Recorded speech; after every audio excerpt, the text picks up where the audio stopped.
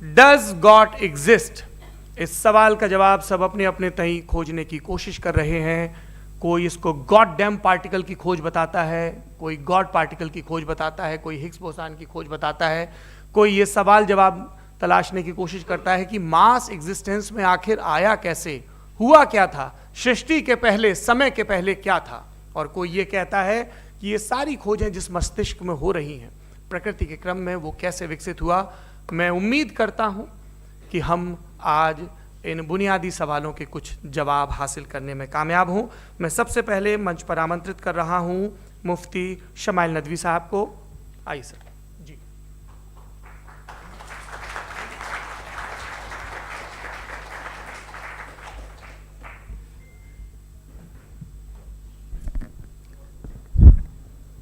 एक आखिरी गुजारिश, आप बोलना शुरू करें। आप लोग प्लीज अपने फोन फ्लाइट मोड पे या साइलेंट मोड पे रखें। एक बार चेक कर ले, कई बार बेध्यानी हो जाती है।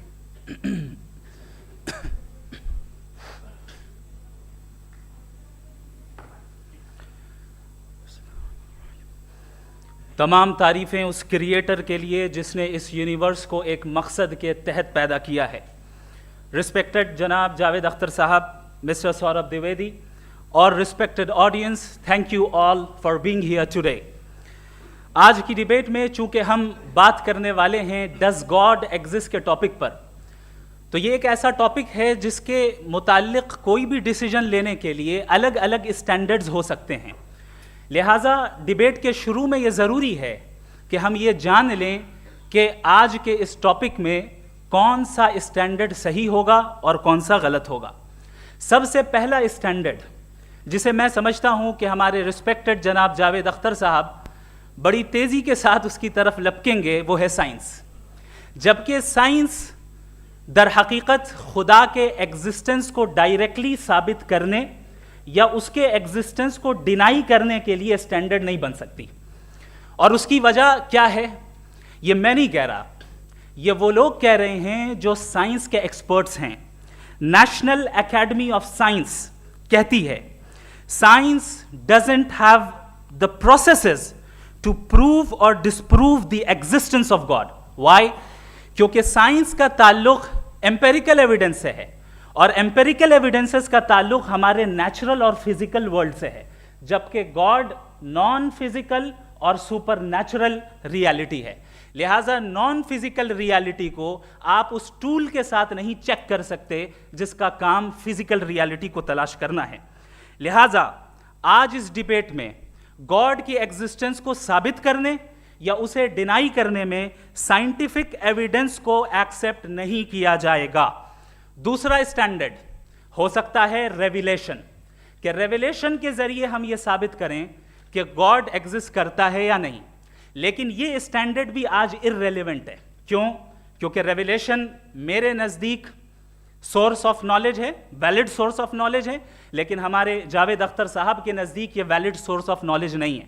लिहाजा आज की डिबेट में मैं एक भी एविडेंस किसी भी मजहबी स्क्रिप्चर से नहीं दूंगा ताकि जावेद अख्तर साहब के लिए वो अनएक्सेप्टेबल ना हो।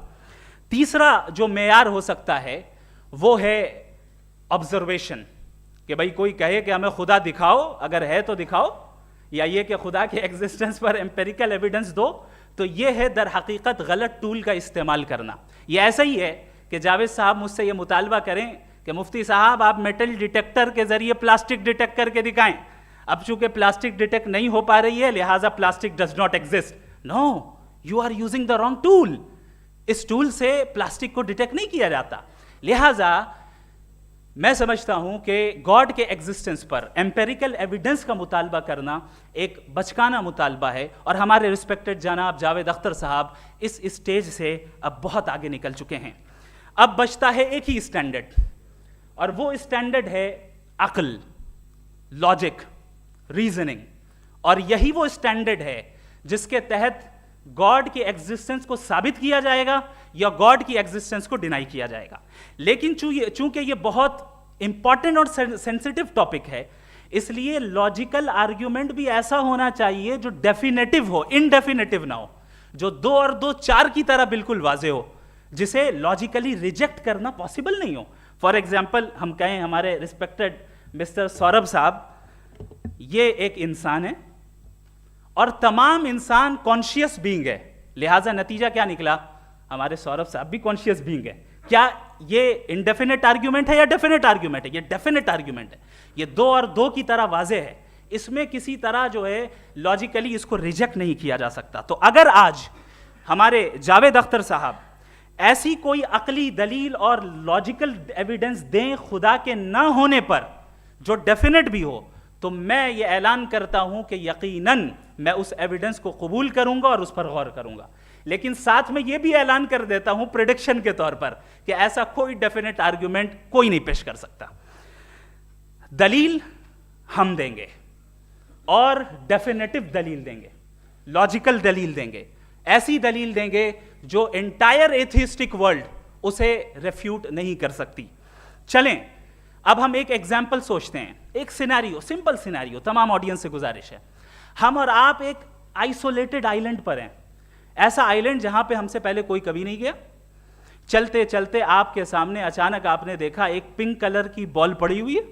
सबसे पहला सवाल आपके जहन में क्या आएगा कि ये बॉल यहां क्यों आई, कैसे आई, ये पिंक कलर की ही क्यों है, कोई और कलर भी हो सकता था, ये इसी शेप में क्यों है, कोई और शेप भी हो सकता था। नेचुरली आप इस तरफ पहुंचेंगे कि कोई ना कोई है जिसने इन स्पेसिफिक प्रॉपर्टीज के साथ इस बॉल को बनाया है और यहां पे रखा है।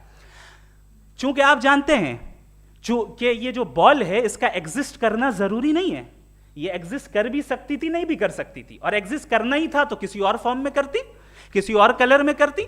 अब आप इस बॉल को एक्सपैंड करते चले जाएं, एक्सपैंड करते चले जाएं, एक्सपैंड करते चले जाएं, यहां तक कि ये बॉल यूनिवर्स के साइज की हो जाए। बताइए कि क्या साइज के बढ़ जाने से सवाल बदल जाएगा? हरगिज नहीं बदलेगा। अभी भी सवाल रहेगा, ये यूनिवर्स कहां से आया, इन स्पेसिफिक प्रॉपर्टीज के साथ कहां से आया, क्यों आया, किसने बनाया, ये सवाल उस वक्त भी वैलिड रहेगा। लेकिन ये सवाल अगर हम जनाब जावेद अख्तर साहब से करें तो चूंकि इनका वर्ल्ड व्यू एथिस्टिक है, और सिर्फ इनका नहीं, मतलब जितने भी एथिस्ट हैं और एथिस्टिक वर्ल्ड व्यू को रखने वाले से अगर आप ये सवाल करें कि ये यूनिवर्स कहां से आया, तो इनका जवाब या तो आर्ग्यूमेंट फ्रॉम इग्नोरेंस होगा या डॉगमेटिक होगा। या तो ये कहेंगे कि मुझे नहीं पता कि ये कहां से आया, लिहाजा गॉड डज नॉट एग्जिस्ट, ये आर्ग्यूमेंट फ्रॉम इग्नोरेंस है। या ये कहेंगे कि ये यूनिवर्स खुद ब खुद बन गया, इसका मतलब ये है कि उस बॉल को भी खुद ब खुद बन जाना चाहिए। लेकिन बॉल के ताल्लुक से ये एक्सप्लेनेशन एक्सेप्ट नहीं की जाएगी कि खुद ब खुद बन गई, लेकिन यूनिवर्स के ताल्लुक से कर दिया जाएगा। इसे हम दूसरे अल्फाज में डॉगमा भी कह सकते हैं। दूसरी चीज, हमारे जावेद अख्तर साहब जरूर गॉड ऑफ गैप्स की मिसाल भी जरूर देंगे, और मिसाल देंगे कि पहले ज़माने में बिजलियां कड़कती थी तो लोगों ने किसी एक खुदा की तरफ, और बारिश होती थी तो दूसरे खुदा की तरफ मंसूब कर दिया, उनके पास दलील नहीं थी। यह हमारा वर्ल्ड व्यू है ही नहीं, यह हमारा वर्ल्ड व्यू है ही नहीं, क्योंकि नेचुरल फिनोमेना के प्रोसेस की इंटरप्रिटेशन को जान लेने से यह कहां से साबित हो गया कि गॉड एग्जिस्ट नहीं करता है। इस पर मैं इंशाअल्लाह अभी आगे बात करूंगा। आप हजरात ये भी देखेंगे, और मैं ये एक्सपेक्ट करता हूं कि हमारे रिस्पेक्टेड जनाब जावेद अख्तर साहब ज़रूर इमोशनल आर्ग्यूमेंट्स भी देंगे, जो कि एक लॉजिकल फेलेसी है जब बात आती है ट्रुथ को डिसाइड करने में। क्यों? मिसाल के तौर पर वो कहेंगे कि अगर गॉड है तो ईविल क्यों एग्जिस्ट करता है, जबकि मैं कहता हूं ईविल का एग्जिस्ट करना गॉड के एग्जिस्ट करने की दलील है, उसके खिलाफ नहीं है। चूंकि अगर गॉड है तो हम सब उसके सामने अकाउंटेबल हैं, और अगर हम अकाउंटेबल हैं तो अकाउंटेबिलिटी के लिए ईविल का मौजूद होना जरूरी है, उसके बगैर हम अकाउंटेबल नहीं हो सकते। और अगर हम अकाउंटेबल नहीं हैं तो हम जनाब जावेद अख्तर साहब से पूछेंगे कि आप बताएं कि फिर सफरिंग इस दुनिया में क्यों है? अगर खुदा नहीं है तो सफरिंग क्यों है? और उन लोगों के जज्बे का क्या जिनके अंदर सफरिंग के बाद इंतकाम लेने का जज्बा पाया जाता है और वो इस दुनिया से ऐसे ही चले गए, क्या उनकी सारी तकलीफें बेकार चली जाएंगी? अब आ जाएं उसी एग्जाम्पल की तरफ कि बॉल, मुझसे अगर कोई पूछे इस बॉल को किसने बनाया और या इस एक्सपेंडेड बॉल को किसने बनाया, मैं कहूंगा कि चूंकि ये यूनिवर्स और इस यूनिवर्स की तमाम चीजें कॉन्टिंजेंट हैं। कॉन्टिंजेंट होने का मतलब ये होता है कि जो अपने एग्जिस्टेंस पे किसी के ऊपर डिपेंड करती हो, तो जाहिर है ये यूनिवर्स कॉन्टिंजेंट है। और अगर कोई चीज़ कॉन्टिंजेंट नहीं है तो मैं रिक्वेस्ट करूंगा कि मुझे दिखा दें कि कौन सी चीज़ यूनिवर्स में कॉन्टिंजेंट नहीं है, हम भी ज़रा गौर कर लें और हम भी देख लें। और जब कॉन्टिंजेंट चीज़ें मौजूद हैं तो फिलोसोफर्स की इस्तिलाह के मुताबिक, हम उस टर्मिनोलॉजी के मुताबिक हम उस जगह तक पहुंचते हैं और उस हस्ती तक पहुंचते हैं जिसे नेसेसरी बीइंग कहा जाता है, कि ये वो नेसेसरी बीइंग है जिसका मौजूद ना होना नामुमकिन हो। क्योंकि अगर ये मौजूद ना हो तो सारी चीजें एग्जिस्टेंस में आएंगी ही नहीं, और ये सारी कॉन्टिंजेंट चीजें उसी के ऊपर डिपेंड करती हैं। अब अगर आप ये सवाल करते हैं कि फिर उस हस्ती को किसने बनाया, फिर उसका कॉज क्या है, फिर उसका कॉज क्या है, फिर उसका कॉज क्या है, और एंडलेसली चले जाएं, इसे हम कहते हैं इन्फिनिट रीग्रेस ऑफ कॉजेज, जो कि लॉजिकल फैलेसी है। कॉन्सेप्चुअली इंफिनिटी पॉसिबल है। मिसाल के तौर पे न्यूमेरिकल्स 1 2 3 गिनते चले जाएं, इन्फिनिट नंबर्स हैं। मैं कॉन्सेप्चुअली बात नहीं कर रहा, प्रैक्टिकली रियलिटी में साबित करके दिखाएं कि infinite regress of causes possible है या नहीं। अगर पॉसिबल है तो हम मान लेंगे, मिसाल दे दें, और पॉसिबल नहीं है तो एक ही ऑप्शन बचता है जिसे हम कहते हैं नेसेसरी बीइंग। ऐसी नेसेसरी बीइंग जो इंडिपेंडेंट है, क्योंकि अगर वो डिपेंडेंट हुई तो वो नेसेसरी नहीं रहेगी। ऐसी इंडिपेंडेंट बीइंग जो इटर्नल है, अगर वो इटर्नल नहीं होगी, उसकी बिगिनिंग होगी तो वो खुद कॉन्टिंजेंट है। ऐसी बीइंग जो पावरफुल है, क्योंकि कॉन्टिंजेंट को एक्चुअलाइज करने के लिए पावर चाहिए। ऐसी बीइंग जो इंटेलिजेंट है और नॉलेजेबल है, क्योंकि ये यूनिवर्स स्पेसिफिक फॉर्म और स्पेसिफिक लॉज ऑफ नेचर के तहत प्रिसाइजली चल रहा है। Thank you. थैंक यू मुफ्ती साहब। मैं इन दलीलों के बाद जावेद अख्तर साहब से गुजारिश करूंगा, आप बैठ के बोलना चाहेंगे या वहाँ जाएं? जी।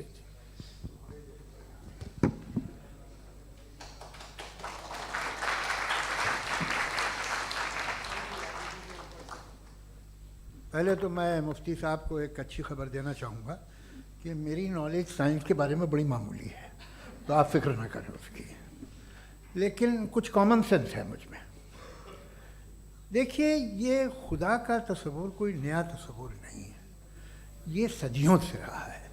ये कुछ रिलीजन 3000 साल पुराने होंगे, 4000 साल पुराने होंगे, लेकिन इंसान कोई 10,000 12,000 साल से एग्जिस्ट करता है होमोसेपियन की शक्ल में, और हमेशा कुछ ना कुछ मज़हब रहे। ये मज़हब जाहिलों के नहीं थे, ये मज़हब एक ऐसी ग्रीक सोसाइटी के थे जहाँ बड़े बड़े फिलोसफर्स पैदा हुए। ये मज़हब इजिप्शियंस के थे जिन्होंने पिरामिड्स बनाए थे। ये रोमन्स के थे कि जिनका आर्किटेक्चर और सेनेट यानी पहली बुनियाद डेमोक्रेसी की, लिमिटेड थी मगर डेमोक्रेसी थी, ये उन लोगों ने किए थे। तो इनका जो जुपिटर था, रा था, ज़्यूस था, उन्हें उस पर इतना ही एतमाद था जितना आज किसी मजहबी आदमी को अपने खुदा पे होगा। क्रिश्चियनिटी आने से पहले यूरोप में एक मज़हब था, जर्मेनिक रिलीजन। उसका एक खुदा था, उसकी एक बीवी थी, उसके 2 बेटे थे, एक बेटी थी। फिर जर्मनी में जब यूरोप में क्रिश्चियनिटी आई तो वो खुदा, उसकी बीवी और पूरे ख़ानदान चला गया। तो हमने, अगर हम हिस्ट्री देखें तो खुदा जो हैं वो ज़्यादातर फ़ानी हैं, वो हमेशा रहे नहीं। और वो जो लोग इन्हें मानते थे उनको आप कहें वो तो जाहिल थे, उन्हें तो कुछ पता ही नहीं था, ऐसा नहीं है। वो अपने वक्त में बड़े काबिल लोग थे और अपने वक्त में उन्होंने बड़े बड़े काम किए हैं, फिलोसफर्स थे, साइंटिस्ट थे, लेकिन उनका मज़हब कहाँ गया, उनके खुदा कहाँ गए? आज जो खुदा हैं दुनिया में लोग उन्हें मानते हैं। आपको क्या मालूम कि कितने बरसों के बाद क्या होने वाला है? हम यूरोप में देखते हैं तो चर्च खाली हैं। तो वक्त के साथ चीज़ें बदलती हैं। जहाँ तक इसका ताल्लुक़ है मज़हबों का, हर मज़हब आपसे एक चीज़ मांगता है, फेथ। ये फेथ क्या चीज़ होती है? What is the difference between faith and belief? ये तो बहुत ही अहमखाना बात होगी कि कोई आदमी कहे साहब अगर खुदा है तो मुझे दिखाइए। ये तो जाहिलाना बात हुई। मैंने तो नॉर्थ पोल नहीं देखा है, मगर मैं मानता हूँ कि नॉर्थ पोल है। मैं क्यों मानता हूँ? इसलिए कि अगर ये दुनिया राउंड है तो उसका कोई टॉप होगा। कुछ लोग हैं जो वहाँ गए भी हैं, कॉमन सेंस कहता है कि ऐसा होगा, सबूत है, गवाह है, रीज़न है। तो ये मेरा फेथ नहीं है। तो फेथ में और बिलीफ में डिफरेंस क्या है? जो मज़हब मांगता है आपसे, हर मज़हब फेथ मांगता है। फेथ का मतलब ये है कि ना कोई गवाह हो, ना कोई सबूत हो, ना कोई रैशनल हो, ना कोई लॉजिक हो, ना कोई प्रूफ हो, मगर तुम एक बात को मानो। ये है फेथ। वरना बिलीफ होता। अगर इसमें कुछ भी सबूत होते, गवाह होते, तो फिर इसे आप बिलीफ कहते। जैसे मेरा बिलीफ है कि नॉर्थ पोल है, मेरा फेथ थोड़ी है। फेथ इन तमाम शर्तों को रद्द करता है। तो फिर स्टुपिडिटी क्या है? अगर मैं एक बात ऐसी मानूं जिसकी ना कोई लॉजिक है, ना कोई रैशनल है, ना कोई प्रूफ है, ना कोई गवाह है, ना कोई सबूत है, और मैं उसे मानूं, तो ये स्टुपिडिटी हुई। इसे ही भाई कल को मैं यकीन कर लूं कि एलॉन मस्क जो है मेरा भाई है, तो मुझे इंतहाई खुशी होगी, सुकून भी बहुत मिलेगा मुझे। लेकिन और कहे भाई क्यों मानते हो, क्या सबूत है भाई, वो तो अमेरिकन है और तुम तो इंडियन हो, वो तो नस्ल अलग है, तुम्हें कभी मिले भी नहीं। साहब देखिए मेरा फेथ है, इस पर बात न किया। फेथ का मतलब ही यह है कि आप प्रूव नहीं कर सकते। अगर आप प्रूव कर सकते हो तो फेथ की जरूरत ही नहीं, फिर तो आप बात करेंगे, आप कितनी बहस कर लीजिए। अल्टीमेटली दुनिया का हर मजहब फेथ पे टिका है, और फेथ का मतलब है एक ऐसा यकीन जिसका कोई सबूत, कोई गवाह, कोई रैशनल नहीं। अब आप ये कहें, क्या आप ये क्यों कह रहे हैं कि साहब ये कायनात किसने बनाई? कमाल ये है कि आपने बताया कि एक आइलैंड पे गए और एक बॉल देखी। आपने ये नहीं कहा कि आइलैंड किसने बनाया, आपको सिर्फ बॉल पे हैरत हुई। हमने आइलैंड पे हमने हैरत नहीं की, होते हैं आइलैंड। इसी तरह ये आइलैंड है, सितारे, ये गैलेक्सीज, ये सब आइलैंड हैं, खला में। हम उन्हें टेकन फॉर ग्रांटेड लेते हैं, हम पूछते नहीं किसने बनाए। आपने जजीरे के बारे में भी नहीं पूछा है। मेरी पैदाइश कैसे हुई? क्या मैं प्लान्ड पैदा हुआ था? I was plan to be born, या एक लकी स्पर्म था जो किसी एक से चिपक गया? मेरी पैदाइश रैंडम। और इंसाफ जिसे आप कहते हैं, इंसाफ का तो नेचर से कोई वास्ता ही नहीं है। जो आप कहते हैं कि एक दिन इंसाफ मिलेगा, इंसाफ is a human concept, nature में कोई इंसाफ नहीं। अगर शेर हिरन को खा जाता है तो उसे कोई सजा नहीं मिलती। अगर एक आंधी आती है और हरे भरे पेड़ों को उखाड़ के फेंक देती है तो आंधियों की जेल नहीं होती है। नेचर में इंसाफ नहीं, इसलिए मुझे नेचर को इंसाफ की जरूरत भी नहीं। नेचर तमाम एक है। अब हम कहें कि साहब ये देखिए जो मैंने खाना खाया था, ये मेरी आँख तो नहीं यूँ कर दिया उसे, तो इसे सज़ा मिलनी नहीं, वो सिस्टम है, ऐसे ही चल रहा है। नेचर बगैर इंसाफ के है। इंसाफ इज अ ह्यूमन कॉन्सेप्ट। तो जो आपसे कहता है कि मैं तुम्हें इंसाफ दूंगा, वो इंसानी जहन की पैदावार है। ये नेचुरल है ही नहीं, ये आसमानी है ही नहीं। नेचर का तसव्वुर, इंसाफ का तसव्वुर। भाई आप साथ मिलते हैं, अब आप लेफ्ट हैंड ड्राइव करते हैं, ये क्या है? तमाम सच, तमाम नेकी, तमाम शराफत लेफ्ट हैंड ड्राइव है। वरना क्या होगा, या तो आप क्रॉस कर देंगे, आपका एक्सीडेंट हो जाएगा, या आप किसी को मार देंगे, या ट्रैफिक जैम हो जाएगा। झूठ, बेईमानी, रिश्वतखोरी, ये तमाम जो है driving on the wrong side है। इसके ऊपर कुछ नहीं। ये तो हमने बनाया, जैसे हमने लेफ्ट हैंड ड्राइव बनाई है। ये कॉन्सेप्ट ऑफ इंसाफ जो है ये हमारा है, इसका नेचर से कोई वास्ता नहीं। शेर खा जाता है हिरन को, उसे जेल होती है क्या? कुछ भी नहीं, है ही नहीं। तो ये जो दुनिया के रिलीजन प्रॉमिस करते हैं आपसे इंसाफ, इसी से मालूम होता है कि ये मैन मेड है। ये तसव्वुर कहीं और का है ही नहीं।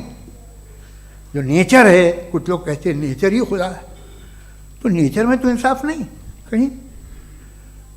और आप वादा कर रहे हैं कि तुम्हें मरने के बाद इंसाफ मिलेगा। मुझे अगर मिलेगा तो मैं बहुत खुश हूँगा, लेकिन मैं यकीन नहीं कर पाता हूँ, इसलिए कि मैं फेथ नहीं पैदा कर सकता। The very fact that religions demand faith, इसका मतलब है कि उनके पास जस्टिफिकेशन नहीं है। अच्छा था, फिर रिलीजन अगर मॉडरेशन में है, कोई सा भी नहीं, वो आप में कुछ खूबियाँ भी पैदा करता होगा। देखिए उससे ये फ़ायदा है, वो फ़ायदा है। अल्कोहल जो है वो ज़्यादातर दवाओं में यूज़ होती है। और एक सर्वे किया गया था अमेरिका में कि लॉन्जिटिविटी किन लोगों की है, तो एक तरफ वो लोग थे जो शराब पीते ही नहीं थे, और एक तरफ वो थे जो एक बोतल शराब रोज पीते थे। सबसे ज़्यादा लंबी उम्र उनकी है जो 2 पैग नाप के शराब पीते हैं और खाना खाते हैं। मगर हम शराब को बुरा समझते हैं, मैं भी बुरा समझता हूँ। क्यों? ऐसा होता नहीं। कुछ चीज़ों में आदत होती है कि वो बढ़ती है। आज तक में एक आदमी दूध पीता है, आप 10 साल बाद भी मिलेंगे तो एक ही गिलास पीता होगा। ऐसा नहीं होता, सुबह से दूध पीता रहता है। मिल्कोहलिक मैंने नहीं देखे, अल्कोहलिक होते हैं। ये टेंडेंसी है मजहब की कि वो बढ़ता है, जैसे कैंसर बढ़ता है, जैसे शराब बढ़ती है। कुछ लोग होंगे जो उसे सही तरह से यूज़ करते हैं। मुझे यकीन है कि हमारे मुफ्ती साहब भी उनमें से एक हैं, इनसे बहुत खुशी हुई मुझे इनसे मिलकर। लेकिन कितने लोग हैं कि आज आप देखते हैं दुनिया में जो तबाहियाँ हैं, इनमें कितना हाथ है उन लोगों का जो बिलीवर कहते था मजहब ये नहीं कहता, ना कहता होगा, मगर जब ये मजहब पीते हैं तो ऐसे बिहेव करते हैं। थोड़ा सा अगर हो तो शायद बहुत अच्छी बात, लेकिन शराब थोड़ी सी नहीं रहती, उसमें टेंडेंसी है। पहले थोड़ा सा अगर 2-3 कैंसर के सेल हो ना बॉडी में तो आदमी सिम रहेगा, लेकिन वो 2-3 सेल नहीं रहते, वो मल्टीप्लाई होते हैं। जावेद साहब टाइम पूरा हो गया। टाइम हो गया तो बस बात खत्म हो गई। अच्छा, मुझे कुछ और कहने को था भी नहीं। जी, मैं पहले जवाबी दौर के लिए इनवाइट कर रहा हूँ मुफ्ती साहब को। Your rebuttal round 1, you have 7 minutes.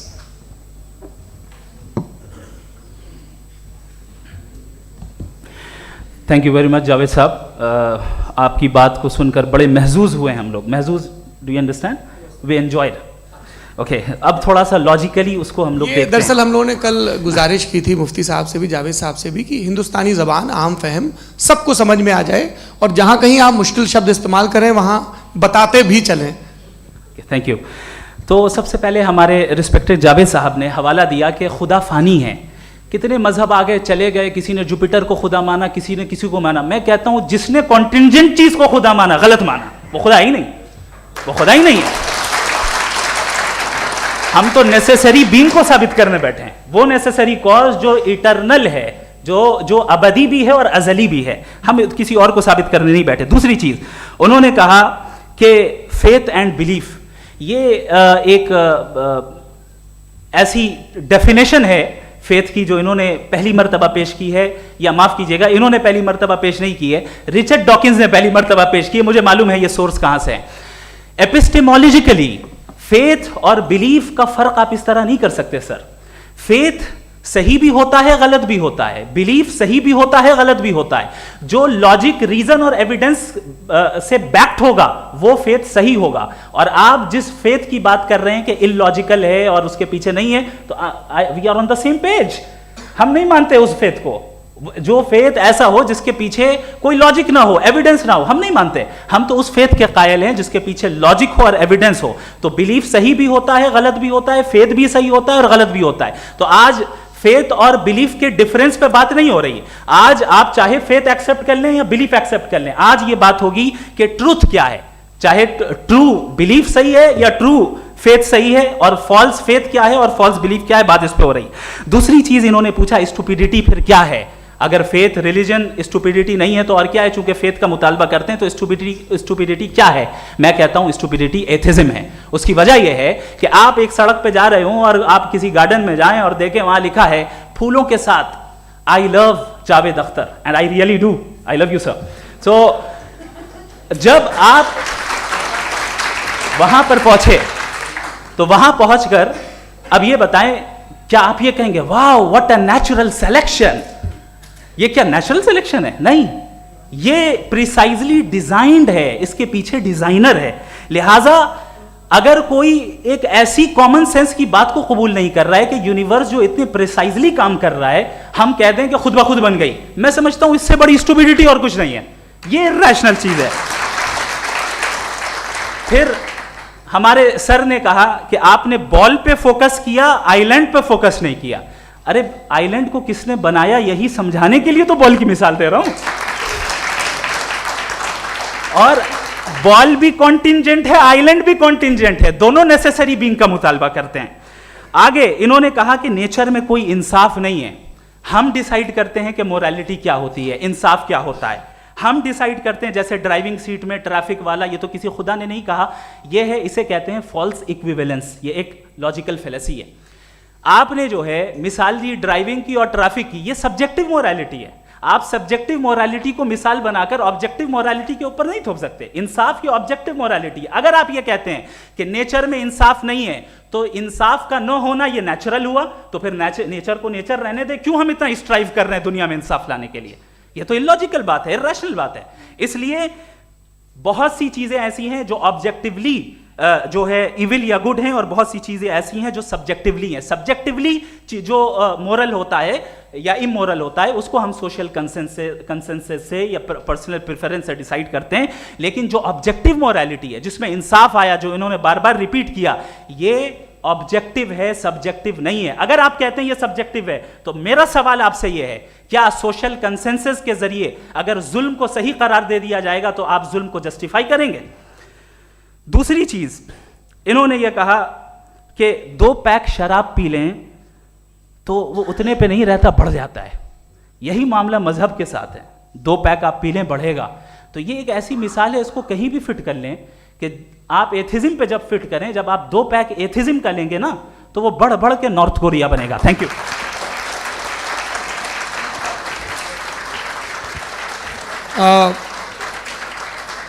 First round के रिबटल के लिए मैं जावेद साहब को इनवाइट कर रहा हूं। आपके पास 7 मिनट का वक्त है, रीसेट कर दीजिएगा प्लीज।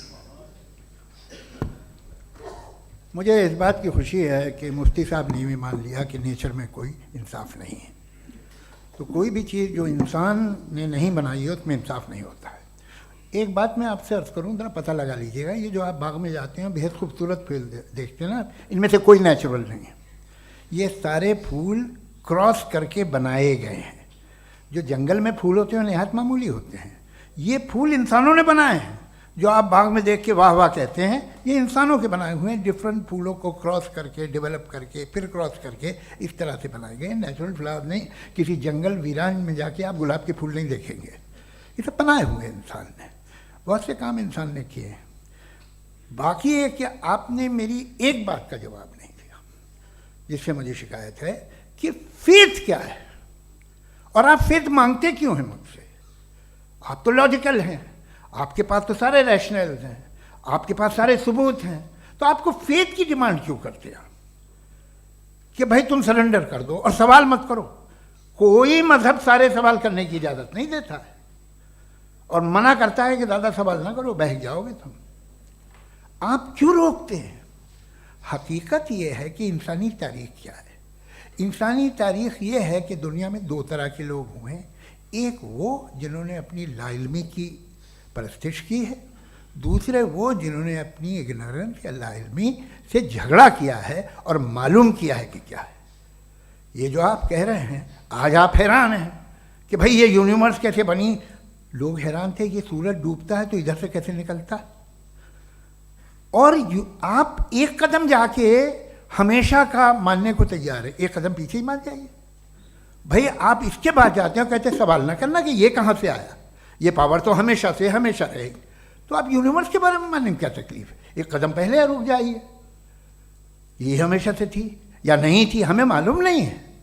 और ये कहना कि हमें मालूम नहीं है, कमाल ये है कि दुनिया के सारे मजहब सब जानते हैं ये दुनिया कैसे बनी थी, कैसे मिटेगी, मरने के बाद क्या होगा, इनको सब इल्म है। इनको किसी को डायनासोर होते थे पहले ये नहीं पता था, किसी को नहीं पता। किसी भी दुनिया की मजहबी किताब में डायनासोर का जिक्र नहीं है। लेकिन बाकी सब बातें, how to make universe in 4 easy lessons and बाकी सब पता है। जिसको सब पता है वो गड़बड़ है। हम में ये इंकिसार, ये ह्यूमिलिटी होनी चाहिए कि हम ये कहें कि हमें ये बहुत सारी बातें नहीं मालूम, लेकिन हम उनकी परस्तिश न करें, अपनी लाइल्मी को की परस्तिश न करें, हम उसे पता लगाने की कोशिश करें। जिस दुनिया में आप बैठे हैं सर, ये हॉल जो है, ये इलेक्ट्रिसिटी जो है, ये माइक जो है, जिस हवाई जहाज से आप आए थे, वो जिस कार से आप यहाँ आए हैं, ये सब उन लोगों की बनाई हुई है जिन्होंने सवाल किए थे। ये दुनिया जिसमें आप आज आराम से हैं, ये उन लोगों की बनाई है कि जिन्होंने सवाल किए थे, और हर स्टेज पे इन सवालों को मकरूह कहा गया था, गलत कहा गया था। आप ज़रा तारीख पढ़िए, एक बड़ी दिलचस्प किताब है बर्ट्रैंड रसेल की, जिसमें उसने रिलीजन एंड साइंस कि कब से रिलीजन जो है साइंस के अगेंस्ट है, और हद तो ये है कि भाप के इंजन के खिलाफ थे, स्टीम इंजन के भी खिलाफ थे, और फतवे हुए उन पे, वेटिकन ने दिए। तो ये हमेशा, अभी जैसे ही ये राइट विंगर आते हैं अमेरिका में पावर में, तो वो जो अपना ये क्या बोलते हैं उसे, सीड क्या बोलते हैं, सीड क्या जो, हाँ नहीं सीड जो होते हैं जिन पे जी, नहीं भाई, वो जो ह्यूमन बॉडी के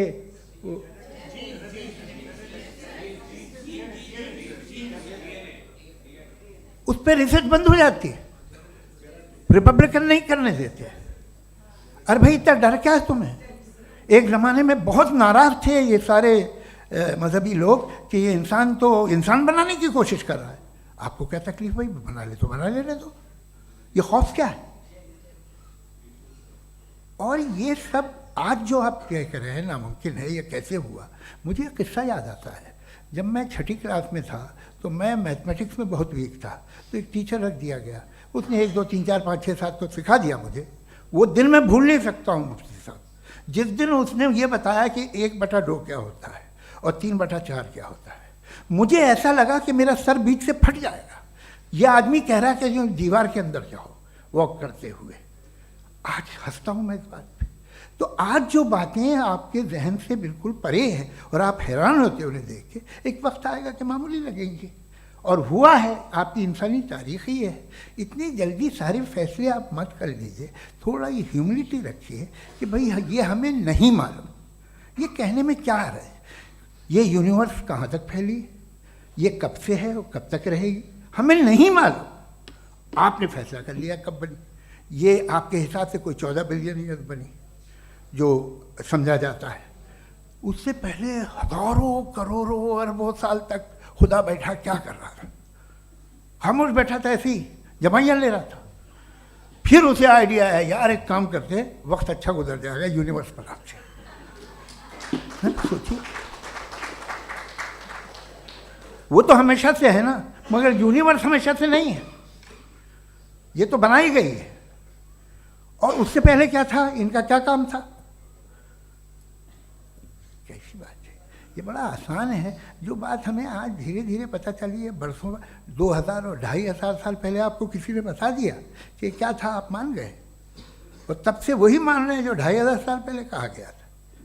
सब कुछ बदल गया है, सॉल्व हो रही हैं चीज़ें। अभी साइंस बिल्कुल दावा नहीं करती, या कोई फिलोसफर ये दावा नहीं करता कि हमें सब मालूम, बल्कि वो कहता है कि हमें जितना मालूम होता है उससे ये मालूम होता है कि हमें कितना कम मालूम। तो हम अपनी जहालत से लड़ें, उसकी परस्तिश न करें। जी, टाइम है। Thank you so much. मैं तर्कों की इस श्रृंखला में राउंड 2 के लिए मुफ्ती साहब को आमंत्रित कर रहा हूँ। आपके पास एक बार फिर से 7 मिनट का वक्त है।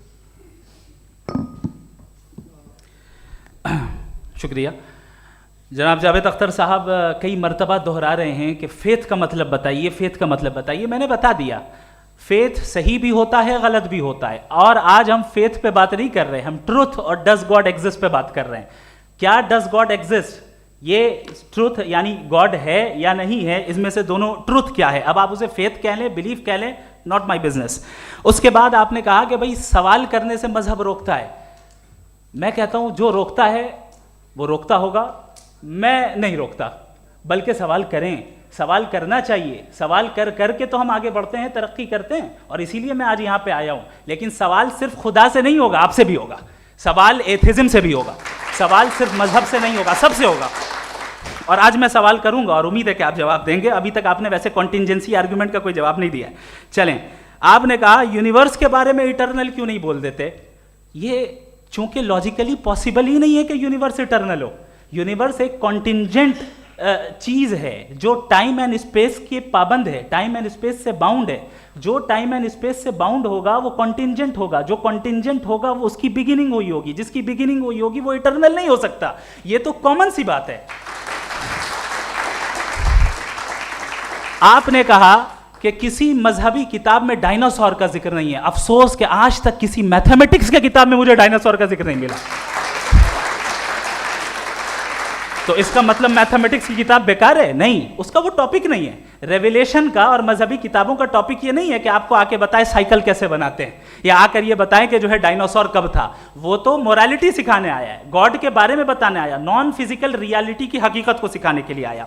रिलीजियन साइंस को रोकता है? नहीं रोकता। अगर रोकता है तो गलत करता है। रिलीजियन साइंटिज्म को रोकता है, जिसमें हमारे जावेद साहब मुब्तला हैं। साइंस और साइंटिज्म में फर्क है। साइंटिज्म यह है कि आप समझें कि साइंस और साइंटिफिक मेथोडोलॉजी ये नॉलेज को हासिल करने का वाहिद सोर्स ऑफ नॉलेज है। यह है साइंटिज्म। हम इसे रिजेक्ट करते हैं। हम साइंस को तो तरक्की करते हैं, भाई आप हमारी पूरी तारीख कर लें, पढ़ लें तो आपको पता चल जाएगा। बहरहाल ये अलग टॉपिक है। उसके बाद इन्होंने एक लफ्ज़ कहा, वेटिकन ने फतवा दिया। वेटिकन का फतवे से कोई ताल्लुक नहीं है, दोनों कॉन्ट्राडिक्टरी अल्फाज हैं। उसके बाद उन्होंने कहा कि भाई हमें नहीं मालूम। अगर नहीं मालूम तो क्लियरली कह देना कि नहीं मालूम है, इसमें क्या हर्ज है। तो वही तो मैं कह रहा हूं ना कि आप कह दें कि नहीं मालूम, लेकिन क्लेम क्यों कर रहे हैं कि गॉड एग्जिस्ट नहीं कर रहा है। आप कह दें नहीं मालूम है, हो सकता है हो सकता ना हो, लेकिन आप क्लेम कर रहे हैं। The moment you say God does not exist, this is a claim and now the burden of proof is upon you too, जैसे हमारे ऊपर है। और क्यों है मैं बताता हूं, क्यों है ये भी मैं बताता हूं। फिलोसॉफिकली जो क्लेम होता है ना, सिर्फ ये नहीं होता कि इंसान कहे पॉजिटिव क्लेम करे और नेगेटिव क्लेम करे तो बर्डन ऑफ प्रूफ नहीं है। आप मिसाल के तौर पे मैं कहूं कि फुला उस कमरे में कोई नहीं है, मैंने एक नॉलेज का क्लेम किया है।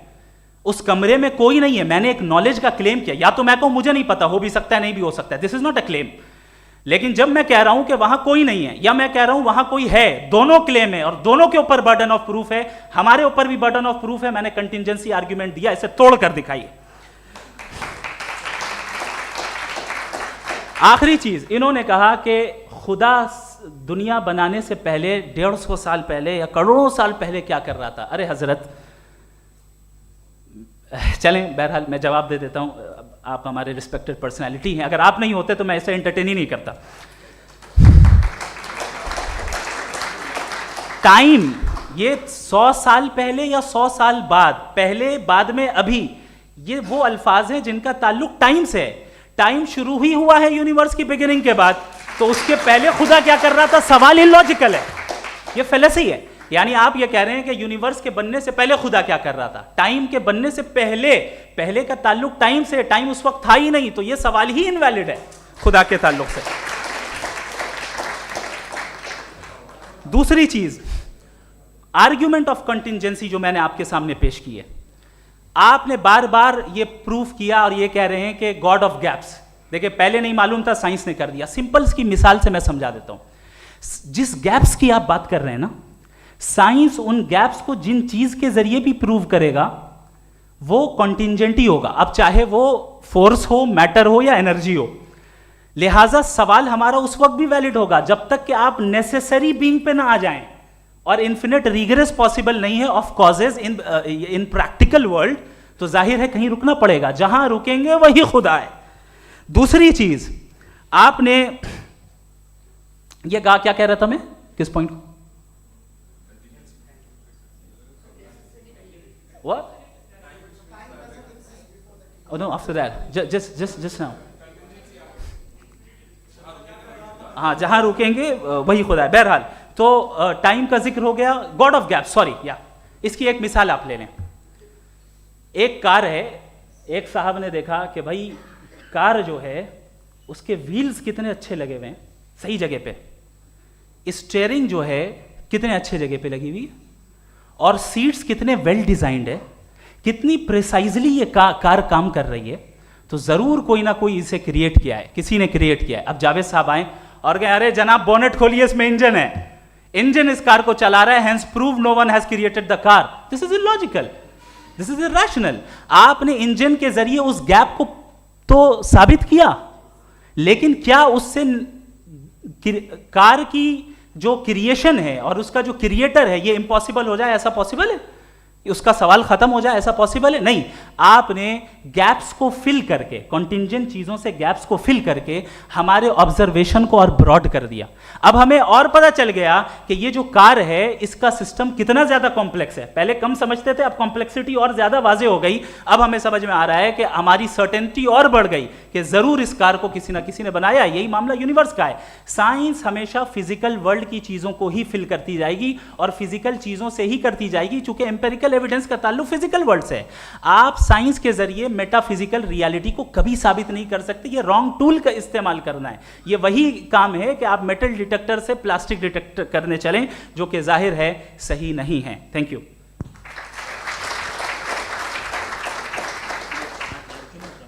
जी, ये आर्ग्यूमेंट का राउंड 2 है। हाँ। 7 मिनट है।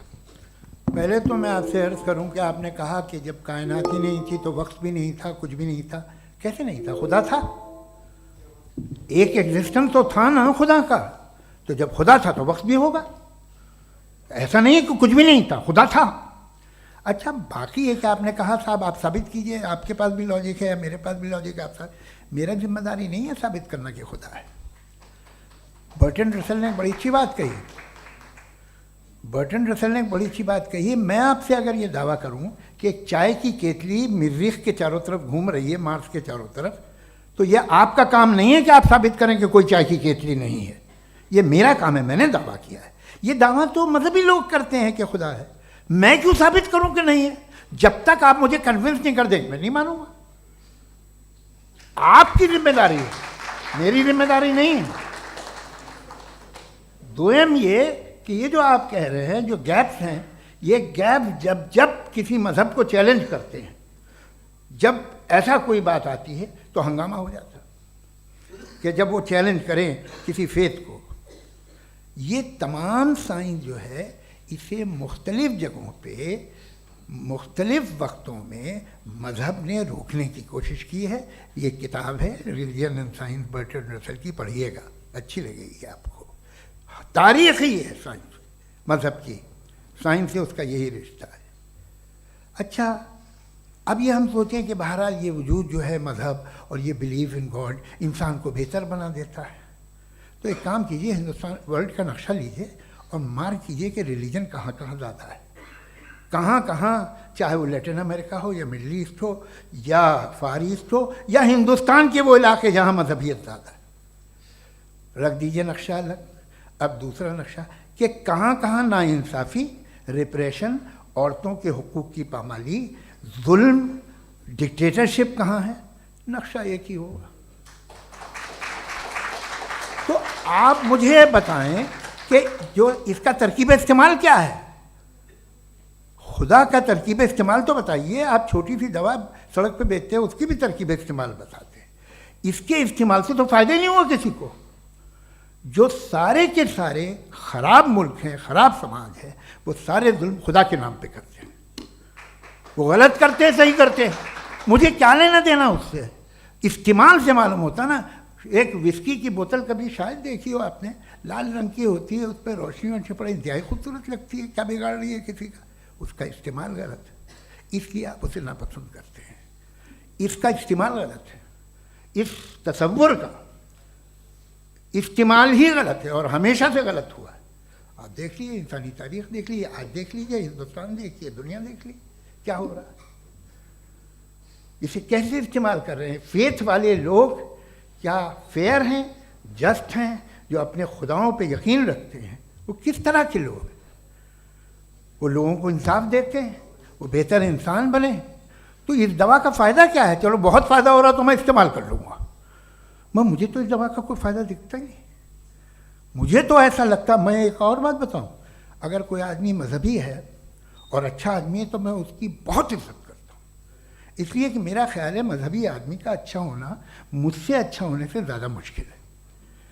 भाई हर चीज़ की एक लिमिट है। आप इतना भाग सकते हैं, इतना नहीं भाग सकते, इतना वजन उठा सकते हैं, इतना नहीं उठा सकते, इतना दूर देख सकते हैं, इतना दूर नहीं देख सकते। उसी तरह कॉमन सेंस कहता है कि आप में नेकी का भी एक कोटा होगा। अब आप अगर सुबह जाते हैं अपनी इबादत गाह और इबादत करते हैं, तो बाहर निकलते हैं तो आप तो यही महसूस करते हैं कि आपने एक बहुत अच्छा काम किया, आपकी नेकी का एक बहुत बड़ा कोटा खर्च हो गया जिससे किसी का कोई फ़ायदा नहीं हो। मैं तो नहीं जाता हूँ तो मुझे तो किसी को खाना खिलाना पड़ेगा, किसी बेवा की मदद करनी पड़ेगी, मैं अपना कोटा कैसे कंज्यूम करूँ? आप अपना कोटा, सारे मजहबी लोग इंतहाई यूजलेस कामों में यूज़ करते हैं। उसके बाद भी अगर आप में बच्ची है थोड़ी सी शराफत, तो भाई वाह क्या बात है।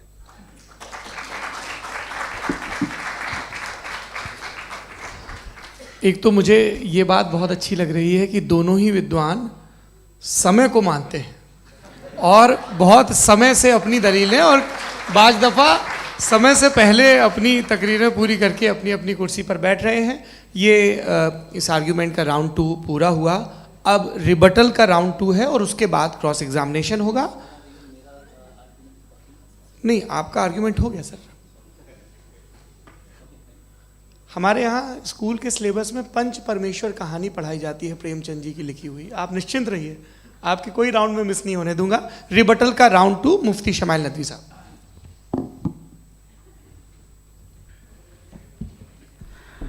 असल में जो हकीकी प्रॉब्लम है, असल प्रॉब्लम है वो ये है कि जावेद साहब के पास कॉन्सेप्ट ऑफ गॉड क्लियर नहीं है। इन्होंने कहा कि कायनात से पहले खुदा तो था, तब भी तो टाइम होगा। ये टाइम कायनात का हिस्सा है।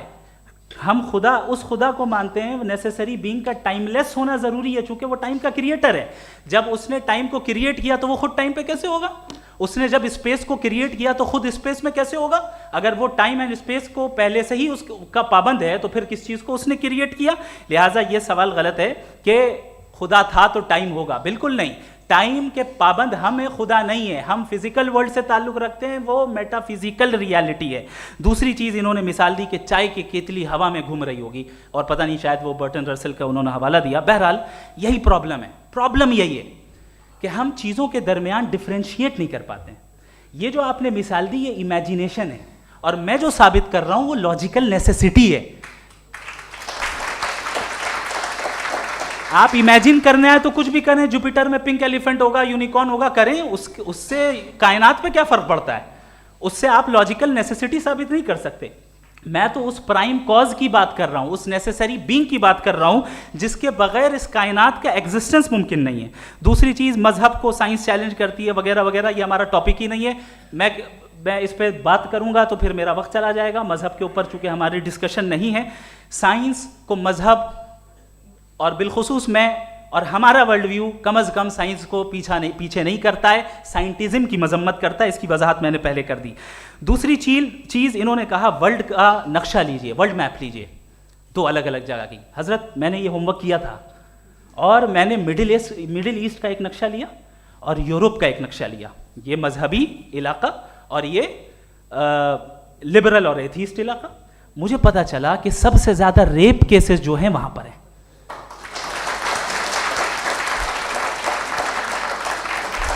मुझे ये पता चला यूएन की रिपोर्ट के मुताबिक, मैं ये अपने घर से नहीं लेके आ रहा, कि जो वर्किंग वुमेन है यूरोपियन कंट्रीज में, उसमें 81% वुमेन सेक्सुअल हैरेसमेंट का वर्क में शुमार हो रही है। ये मिडिल ईस्ट में नहीं हो रहा है, वो मजहबी लोग हैं इसलिए नहीं हो रहा है। दूसरी चीज, आपने ये कहा कि मजहबी आदमी का अच्छा होना हमारे अच्छे होने से बहुत मुश्किल है, बहुत मुश्किल है। तो इसका मतलब यह है कि गॉड के अलावा आपके पास अच्छे और बुरे का कोई स्टैंडर्ड है।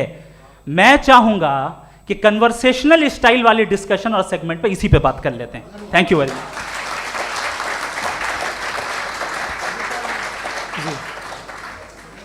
ये रिबटल का राउंड 2 है। आपके पास 5 मिनट का वक्त है और इसके बाद क्रॉस एग्जामिनेशन शुरू करेंगे। आप चाहें तो जो इन्होंने सवाल पूछे उनके जवाब आप रिबटल में भी दे सकते हैं। जी जी, देखिए पहले तो ये बात कि ये मिसाल गलत नहीं है, गलत है। इन्होंने पहले ही हमको डिसार्म कर दिया। कह लिया अकल से मामला सॉल्व नहीं हो सकता, लॉजिक से आप पहुंच नहीं सकते। ये एक मेटाफिजिकल चीज़ है। मेटाफिजिकल अजीब सा लफ्ज़ है, ठीक से किसी को माने नहीं मालूम इसके, तो ऐसा लगता है कुछ बड़ी चीज़ है। अरे भाई क्या होता है मेटाफिजिकल, बताओ, खड़ी हो। ये एक लफ्ज़ है जो कहीं भी इस्तेमाल हो जाता है। जब आप एक बात कर रहे हैं और आप मुझसे बहस कर रहे हैं तो मुझे मेटाफिजिकल मत बताइए, आप लॉजिकली मुझे प्रूफ किए। और अगर लॉजिकली आप नहीं बात करते साहब ये मेटाफिजिकल है, तो फिर हम आप बात क्या कर रहे हैं? मेरा आपका किस ज़बान में कॉन्वर्सेशन होगा? और ये कहना कि वक्त पहले नहीं था, तो फिर क्यों कहते हैं ये हमेशा से और हमेशा रहेगा? हमेशा वक्त है, तो आप कैसे कहते हैं वो हमेशा से है और हमेशा रहेगा? हमेशा का मतलब है कोई वक्त, अगर वक्त ही नहीं है तो हमेशा कैसे?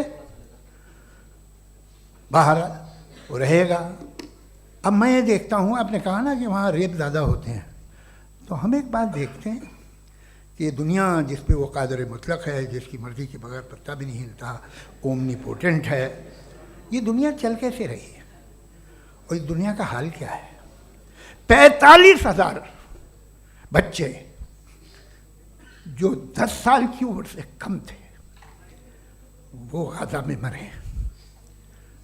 भूख से काला हांडी में बच्चे मरते हैं और डिप्थेरिया से मरते हैं।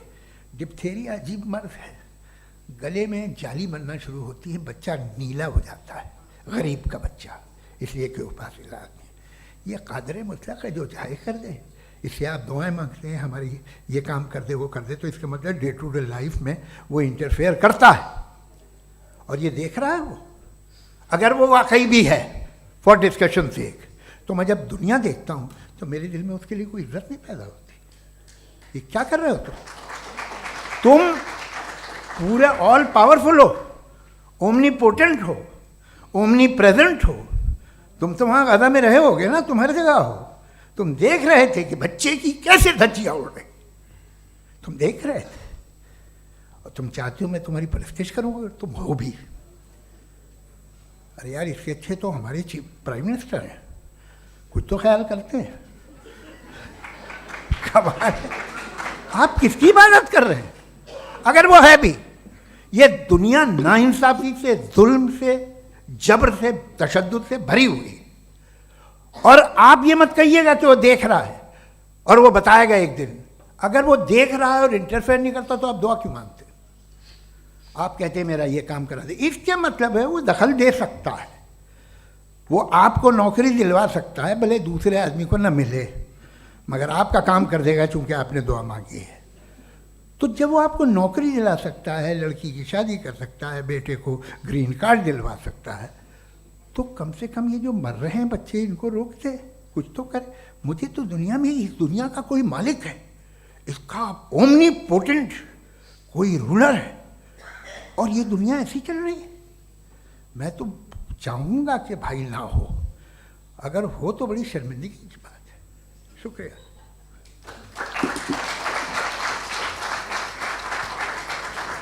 देवियों और सज्जनों, इस बहस के 2 राउंड और 2 रिबटल पूरे हो चुके हैं। अब सबसे ज़रूरी और सबसे मुश्किल राउंड शुरू हो रहा है, क्रॉस एग्जामिनेशन का। अब इन विद्वानों की सज्जनता की एक परख भी होगी और वक्त हमने 16 मिनट का तय किया है। पहला सवाल आप पूछना चाहेंगे? जी बिल्कुल। पहले बोले भी आप आप माइक ले लीजिएगा हाथ में, ये नीचे से ऑन कीजिए। जी मैं बोलता हूँ, ये डायस हटा सकते हैं क्या हम थोड़ा क्विकली? डायस पीछे कर दीजिए बस थोड़ा सा, है, ताकि ये जो दाएं बाएं लोग बैठे हैं, इसे हटा ही दीजिए। अब हमें वहाँ तो जाने वाले नहीं, आराम से आराम से आराम से। दोनों तरफ से हटा दीजिए।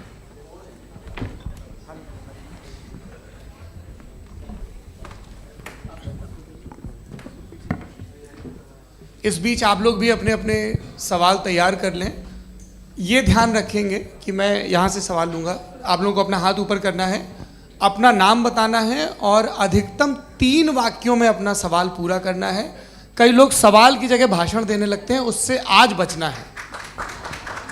जी मुफ्ती साहब, पहला सवाल आपका, 16 मिनट हैं, हम दोनों लोगों के सवाल लेंगे। जी जी बहुत शुक्रिया। आपकी जो अभी बात हुई बहुत अहम थी, मैं इसको चाहूँगा कि आगे डिस्कस करूँ, लेकिन चूँकि अभी ये वो सेगमेंट है क्रॉस एग्जामिनेशन, तो सबसे पहला सवाल आपसे ये है कि जो मैं इतनी देर से कॉन्टिंजेंसी आर्ग्यूमेंट आपको बता रहा था, ये अकल से ही बता रहा था हजरत, आप ये बताएं कि आप इन्फिनिट रिग्रेस ऑफ कॉजेस को पॉसिबल मानते हैं या नेसेसरी बीइंग के एग्जिस्टेंस को सही समझते हैं, चूंकि दो ही ऑप्शन हो सकता है, आप ये बताएं।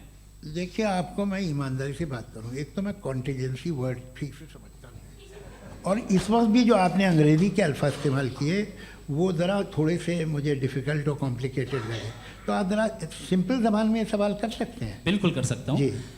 यूनिवर्स की हर चीज कॉन्टिंजेंट होने का मतलब ये है कि वो अपने एग्जिस्टेंस में किसी के ऊपर डिपेंडेड है। जो भी चीज डिपेंडेड होगी वो चीज इंडिपेंडेंट नहीं हो सकती, तो उसका कोई ना कोई कॉज होगा। तो अब आप क्या समझते हैं कि ये इन्फिनिट रिग्रेस है, यानी कॉज पर कॉज, कॉज पर कॉज, कॉज पर कॉज, और कभी कोई यानी ये एंडलेसली चलता रहा? क्योंकि अगर ऐसा होगा तो हम तो एग्जिस्टेंस में आते ही नहीं, लॉजिकली ये मुत्तफक अलैह चीज है, मुत्तफक अलैह अग्रीड अपॉन। ओके, इस पे हमने एग्री किया था कि मुश्किल शब्द आएगा तो अर्थ बताना पड़ेगा। तो इन्फिनिट रिग्रेस तो पॉसिबल नहीं है, तो कहीं ना कहीं आपको रुकना पड़ेगा ऐसे नेसेसरी बीइंग पर। नहीं, कोई ज़रूरत नहीं रुकने की। किसने कहा आप रुकना पड़ेगा? आप रुकते हैं खुदा पे, आप नहीं रुकते। आप कहते हैं वो हमेशा से, जब उस वक्त से जब वक्त नहीं था। आप कहाँ रुकते हैं कि अब हुआ था वो? आप नहीं कहते। हम क्यों नहीं मान सकते कि यूनिवर्स जो है और बल्कि मल्टीवर्सेस जो है वो हमेशा से हैं, वो बनती है, सब बिगड़ती contingent है। एक हमारे यहाँ एक चीज़ है ब्लैक होल, वो समेट लेता है वापस, फिर ब्लास्ट होता है, फिर फैल जाता है। और इसमें हमारी तो खैर कोई औकात ही नहीं है। इंसान की एक छोटे से ज़र्रे पे हम 50-60 साल की उम्र रखते हैं, जो करोड़ों अरबों साल की कायनात है उसमें, और पैदा भी नहायत ही बेहुदा वजह से हुए थे। तो इसमें ये सोचना कि इसकी वजूहात और ये क्यों है, ये डिपेंडेंट है, ये हम देख रहे हैं, क्या मालूम। आप सोचिए कि ये जो फैल रही है कायनात, ये कहाँ फैल रही है, ये कहाँ जा रही है, और ये फैल क्यों रही है? अरे बना ली थी तुमने, रुको भैया, हाँ काफ़ी है। ये फैल क्यों रही है? ये और कौन सी कायनात जिसे मैं दूरबीन से देखता हूँ तो 2 बिलियन लाइट ईयर पे है, उससे मेरा कोई वास्ता ही नहीं है। 2 बिलियन ईयर यानी अगर मैं 80,000 माइल्स पर सेकेंड से चलूँ तो 20 करोड़ साल में वहाँ पहुँच जाऊँगा। इसकी ज़रूरत क्या थी? ये दुनिया, ये कायनात तो इंसान अशरफुल मखलूक़ात के लिए बनाई गई ना। तो ये सब ये टर्म समझ में नहीं आया, इसमें कोई ख़ास समझने वाली बात थी भी नहीं। ये जो अल्टीमेट कहा यह जाता है कि ये जो पूरी यूनिवर्स है, ये जो दुनिया है, ये इंसान के लिए बनाई गई। अच्छा, ये सब इंसान के लिए। क्यों साहब, सही है ना? बिल्कुल, लेकिन इसका ये मतलब नहीं कि किसी चीज के पीछे रीजन आपको नहीं पता तो रीजन नहीं है, इसे कहते हैं नहीं, argument from limited perspective। मुझे नहीं पता, लेकिन मेरी जिम्मेदारी नहीं है। वो बिल्कुल सही कहा था उसने, बर्टन रसल ने। आपने उसे मजाक में टाल दिया कि भाई आप एक दावा कर रहे हैं, मैं क्यों कहूँ कि ये गलत है दावा? आप प्रूफ कीजिए, मेरे पे जिम्मेदारी ही नहीं है, मैंने थोड़ी कहा है। आप प्रूफ कीजिए कि ये सही है। आप आर्ग्यूमेंट ऑफ कॉन्टिजेंसी आप का जवाब कोई ही नहीं दे सवाल रहे हैं। पूछना चाहेंगे? है? आप सवाल पूछना चाहेंगे मुफ्ती साहब से? क्योंकि ये क्रॉस एग्जामिनेशन का दौर है। आप जैसे पहले बोल रहे थे फेथ को लेके कुछ। मैं ये पूछना चाहूँगा कि खुदा ने जो भी रेवलेशन किए हैं, एक मज़हब के नहीं, बहुत से मज़हबों में किए हैं, अलग अलग रेवलेशन है। कहीं कुछ एक बातें हैं, कॉन्ट्रडिक्शन भी है आपस में, कहीं कुछ आप कर सकते हैं, कहीं कुछ नहीं कर सकते। ऐसा नहीं है कि सबकी कोड ऑफ मॉरल एक है। तो ये किस्सा क्या है? अब आप ये देखिए कि मुझे कभी कभी लगता है कि ये जो फुटबॉल फाइनल होता है, लाखों लोग होते हैं, फिर वो टीवी कवर कर, करोड़ों लोग, अगर उसमें खुदा की एक बूमिंग आवाज़ आ जाती, मैं गॉड हूँ, तो सारे लोग अभी सुन लेते और टीवी पे भी सुन लेते, किस्सा ख़त्म होता। ये इतनी राजदारी क्या है कि तुम सामने कुछ तो सबूत दे दो हमें सॉलिड। ये कह साहब ये यूनिवर्स कैसे बनी, इससे मसला क्या हल होगा? मैं पूछूंगा आपसे खुदा कैसे बना? क्यों नहीं पूछूंगा कैसे बना? बल्कि वो तो कायनात से कहीं ज़्यादा इंटेलिजेंट है, कायनात से कहीं ज़्यादा कॉम्प्लेक्स। जी वो हमेशा से है, आप कहेंगे मैं मान लूँगा। अच्छा, दोयम वो कादिर मुतलक, यानी कादिर मुतलक का मतलब ओमनीपोटेंट, वो जो चाहे कर सकता है। आपको नौकरी दिलवा सकता है, आपकी अच्छी जगह शादी करवा सकता है, आपके पड़ोसी आपका मुकदमा हरवा सकता है, आपको जिता सकता है, सब काम करता है। थोड़ा सा माइक क्लोज जी। वो इस दुनिया को चला कैसे रहा है, ये दुनिया कैसे चल रही है, आपको इस पर हैरत नहीं होती? या क़यामत के बाद कभी एक जस्टिस होगा, जब ये बच्चा मर चुका होगा जिसकी धज्जियाँ उड़ गई बम से, इसको इंसाफ मिलेगा तब? अच्छा, अब जवाब दूं? हाँ जी, दीजिए। मैं इसीलिए आप की तरफ आता। सबसे पहले आपने रेवलेशन और स्क्रिप्चर्स की बात की, इस पे मैं बात कर सकता हूं लेकिन आज नहीं करूंगा चूंकि वक्त कम है, कभी और इस पे डिस्कस करेंगे। मैं तैयार हूं उस पे भी बात करने के लिए। ये क्योंकि अभी हमारा से topic- राउंड 2 की भूमिका तय हो रही है। Does God exist round 2? जी। चूंकि आज गॉड के एग्जिस्टेंस पे बात है तो मैं उसी के रिलेटेड जो है आपके सवालात को एंटरटेन भी करूंगा और मैं भी पूछूंगा। आपने कहा कि आपने साबित ही नहीं किया, जबकि आर्ग्यूमेंट ऑफ कॉन्टिजेंसी बुनियादी आर्ग्यूमेंट है। आप मुझे कॉन्टीजेंसी का मतलब बताइए, आपका मतलब क्या है कॉन्टीजेंसी? कॉन्टिजेंसी का मतलब यह हुआ कि हर वो वजूद जो किसी भी चीज का पाबंद है, हर वो वजूद या हर वो चीज जो अपने एग्जिस्टेंस में किसी भी चीज के पाबंद है और उससे बाउंड है, उसको उसकी ज़रूरत है, उस पर डिपेंड करती है, तो जाहिर सी बात है कि उसका कोई ना कोई कॉज होता है। ये तो अक्ल की बात है, ये आप रीजनिंग की बात करते हैं, मैं वही कर रहा हूँ। दूसरी चीज़ आपने ये बात कही कि इतने बिलियन लाइट ईयर्स दूर है, उसका मेरा क्या लेना देना। फिर मेरे ख्याल से आपको ये नहीं कहना चाहिए I think therefore I am an atheist. आपको सोचना चाहिए, सिर्फ आप एक लिमिटेड दायरे में रहकर नहीं सोचें बल्कि बाहर निकलकर सोचें। आपने तीसरा सवाल किया, आपने सर, 2-3 सवाल एक साथ किए। ऐसी बातें ना कीजिए, कुछ लोगों को इतराज़ हो जाएगा आप पे कि आप कुछ भी सोचिए, ये इजाज़त आपको है नहीं, मुझे है।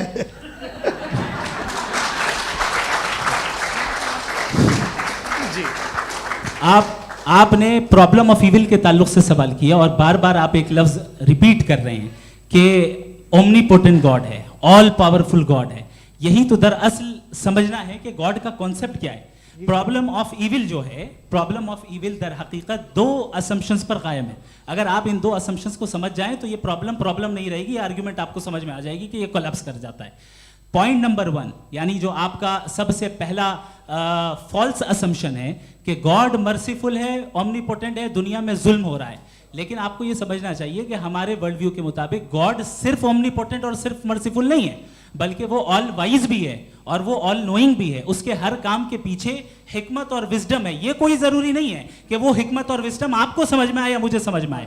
अगर आप जो समझ रहे हैं उसके मुताबिक आप फैसला कर रहे हैं, ये लिमिटेड पर्सपेक्टिव से आर्ग्यूमेंट है। और इस चीज को हम अपनी दुनिया में, अपने लाइफ में, डेली लाइफ में इस प्रिंसिपल को एक्सेप्ट करते हैं। हम जब किसी डॉक्टर के पास जाते हैं, डॉक्टर के पास जाकर वो अगर उसने हमें कोई दवाई दी है तो हम ये तो नहीं कहते कि जब तक आपके पास जितना नॉलेज और जितना विजडम नहीं है, आपने क्यों ये दवाई दी है, तब तक हम इस चीज को एक्सेप्ट नहीं करेंगे।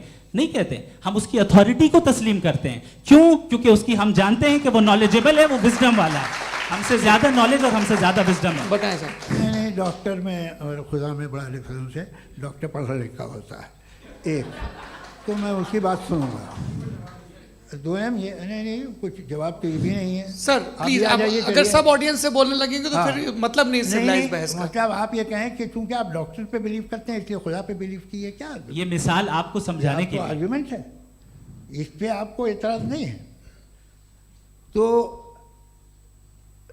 सिंपल बात ये है कि मैं अगर ये यकीन कर लूँ कि एक ओमनीपोटेंट, उसकी मसलहत है, ये जो बच्चे मर रहे हैं ये मसलहत है उसकी, मुझे नहीं चाहिए इसकी मसलहत। उसकी मसलहत नहीं, यही तो मसलहत समझना है। मतलब एक्सपीरियंस। अच्छा, इस आपने अभी मेरी बात पूरी सुनी नहीं। मैंने कहा आपका पूरा आर्ग्यूमेंट 2 फॉल्स असम्पशंस पर है।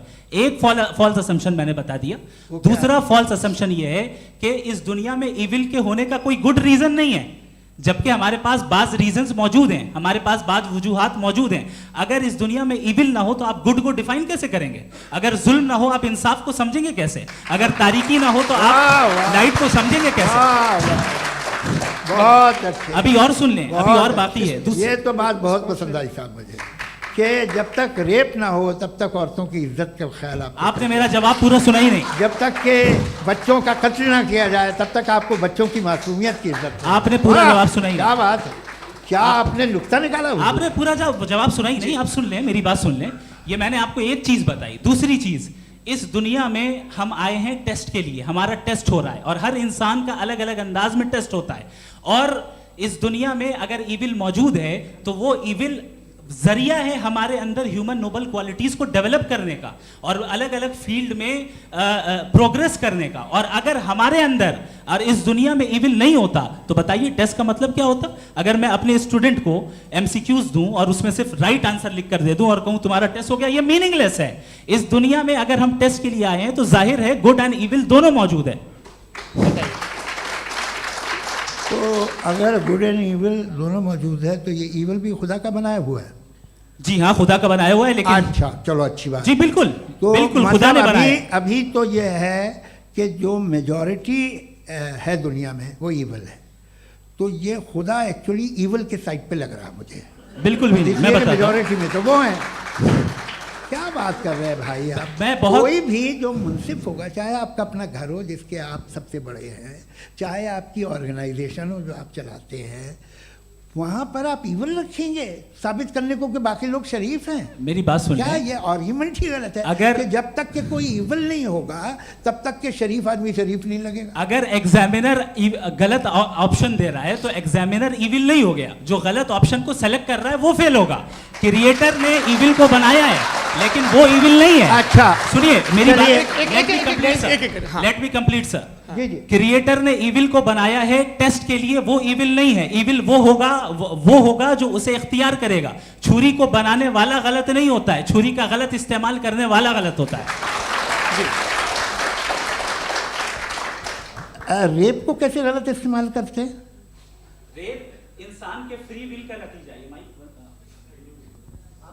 ये रेप कैसे गलत इस्तेमाल होता है? ये मुझे अब सुन ले, अब सुन ले। गलत इस्तेमाल होता हाँ मैं बता रहा हूँ ना, कैसे गलत इस्तेमाल? मैं बता रहा हूँ जी। कि जो इविल इस दुनिया में मौजूद है उसके कई सारे तरीके हैं। एक तरीका इंसान का अपना फ्री विल है। अब अगर कोई रेपिस्ट रेप कर रहा है तो इसका गॉड का कसूर नहीं है, वो अपने फ्री विल का गलत इस्तेमाल कर रहा है, उसको सजा मिलनी चाहिए। अच्छा। और उसी के लिए जहन्नम बनाई गई है। ये फ्री विल का भी बड़ा चक्कर। आप जब कोई बुरा काम करते हैं या कोई बुराई होती है तो ये कहा जाता है कि ये फ्री विल है। 7 billion free wills are moving on this planet. 7 billion free will. और एक आदमी अपनी फ्री विल से मुझे कत्ल कर दे तो मैं खुदा की मर्जी से मरा हूँ कि इसकी फ्री विल की वजह से? मेरी मौत खुदा के हाथ है या ये फ्री विल वाले के हाथ है? खुदा ने फ्री विल का निजाम बनाया है और उस निजाम का गलत इस्तेमाल करके कोई आपको मार रहा है, इस्तेमाल करके मेरा कत्ल कर देता है। अब मेरी मौत का जिम्मेदार कौन है? वो इंसान जिम्मेदार है। वो इंसान। जी। तो ये कहना कि और उसको सजा मिलेगी।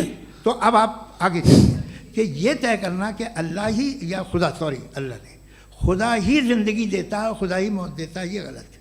बिल्कुल गलत नहीं है। हाँ, नहीं, निजाम उसी ने बनाया फ्री विल का, निजाम मौत और हयात का उसी ने बनाया। You are contradicting yourself. अभी आपने कहा कि एक आदमी ने फ्री विल से आपको मार दिया, इसमें उसे फ्री विल दी गई थी, उसने गलत इस्तेमाल किया। 7 billion free wills are moving on this planet और आप चाह रहे हैं कि मैं सिर्फ खुदा का ध्यान करूं। ये 7 बिलियन फ्री विल्स को मुझे लुक आफ्टर करना पड़ेगा कि नहीं? ये तो तबाहियां कर रही हैं और तबाहियां ज़्यादा हो रही हैं। बिल्कुल। तो अगर आप बताएं अगर खुदा नहीं है फॉर एग्जाम्पल, तो आप इविल को कैसे डिसाइड करेंगे? यानी how can you define evil objectively without God? देखिए दुनिया में 2 तरह के जानवर हैं। एक जो अकेले रहते हैं जंगल में और एक जो ग्रुप्स में रहते हैं।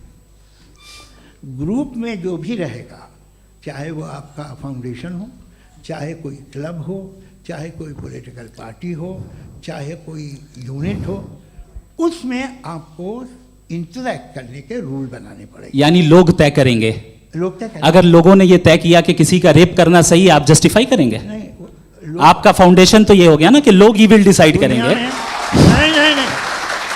अरे दुनिया में ऐसे ग्रुप्स हैं जो रेप को जायज़ मानते हैं सर्टेन हालात में। मैं डिटेल में नहीं जानूंगा, आप भी जानते हैं। ये जो आईसिस वाले थे जिन्होंने क्या किया था, तो उन्होंने क्या किया उसका खुदा से कोई ताल्लुक नहीं है सर। मैंने सिंपल सवाल किया कि इविल को आप डिफाइन करते कैसे हैं? आइए वापस आइए जी। आप साथ में तभी रह सकते हैं जब कुछ आप ऐसे उसूल डेवलप करें जिसमें हर एक का बेसिक तहफ़्फ़ुज़, हर एक का बेसिक राइट हो और हर एक को कोई आराम मिले। यही तरीक़ा है किसी भी ऑर्गेनाइजेशन जिसमें एक से ज़्यादा लोग हैं और वो ऐसे चलती है ज़िंदगी। उसमें अगर आप गड़बड़ करेंगे तो तबाही होगी, नुकसान होगा, बर्बादियाँ आएंगी। और अगर उसमें आप घर ले लीजिए ना, एक हस्बैंड है, एक वाइफ है, बच्चे हैं, वालदा भी हैं, 2 बहनें भी हैं, एक भाई भी है। अब इसमें कोई निज़ाम आपको चाहिए साथ में रहने का, और एक दूसरे पे भरोसा रहे, एक दूसरे के बहीख्वाह हों, एक दूसरे की मदद करें, ऐसी जिंदगी। सर आपकी बात आ गई, आप ये कह रहे हैं कि लोग डिसाइड करेंगे क्या सही है क्या गलत है, यही है मेजॉरिटी डिसाइड करेगी क्या सही है क्या गलत है? अरे भाई बिल्कुल।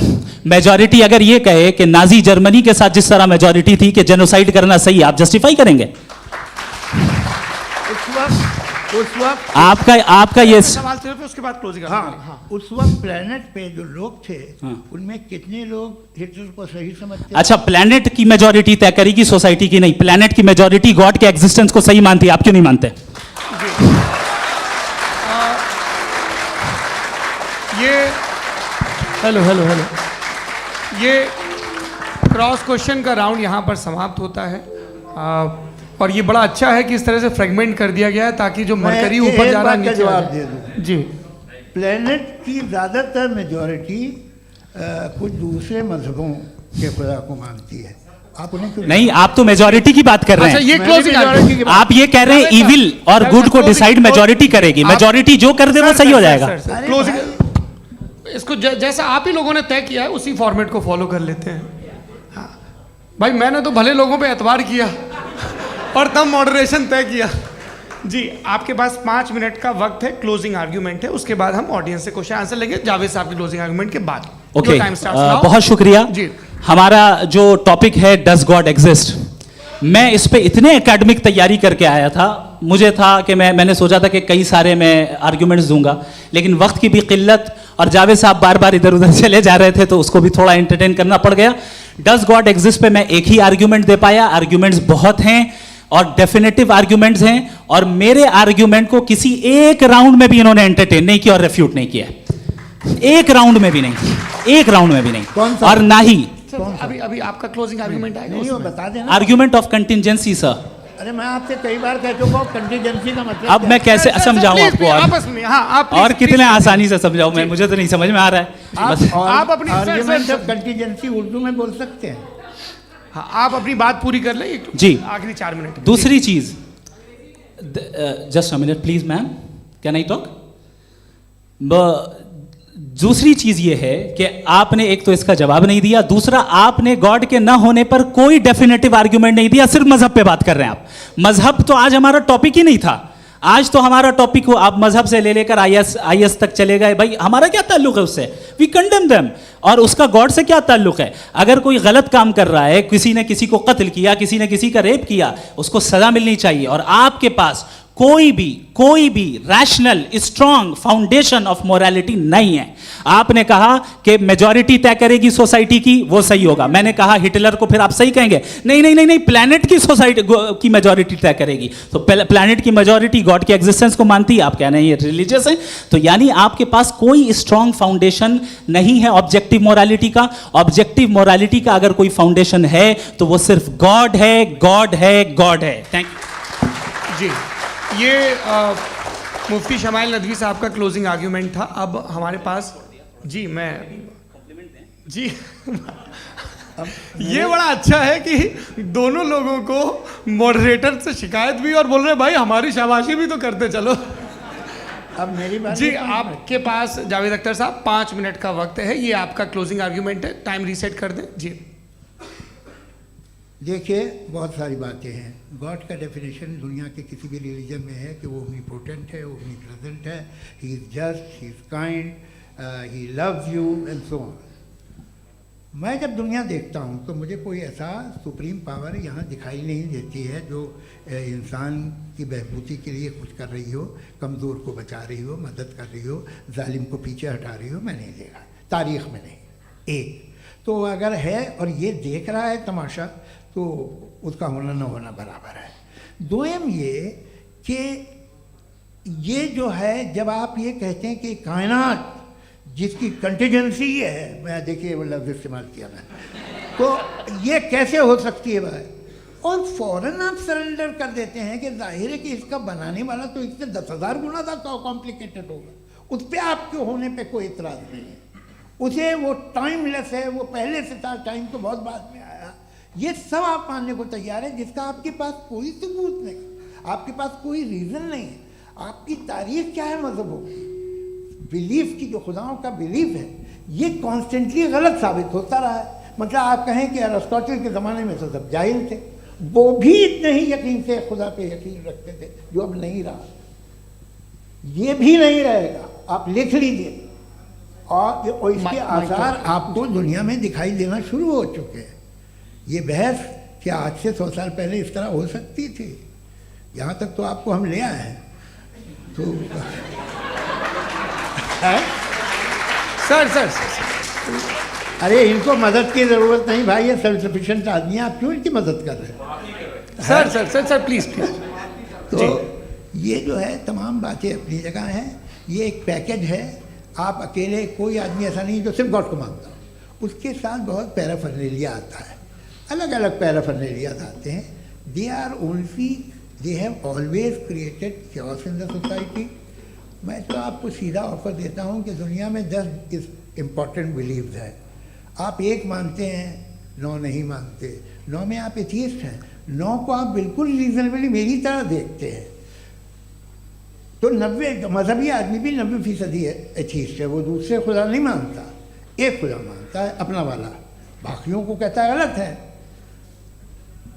अगर आप मानना ही बंद कर दें तो आपका 10% चांस है कि आप सही हैं और 90% चांस है कि आप गलत हैं। मेरा मशवरा है आप मानना छोड़ दिए तो 50% चांस होगा कि आप सही हैं और 50% चांस होगा, 40% आप गेन करेंगे बाय बिकमिंग एन एथियस्ट।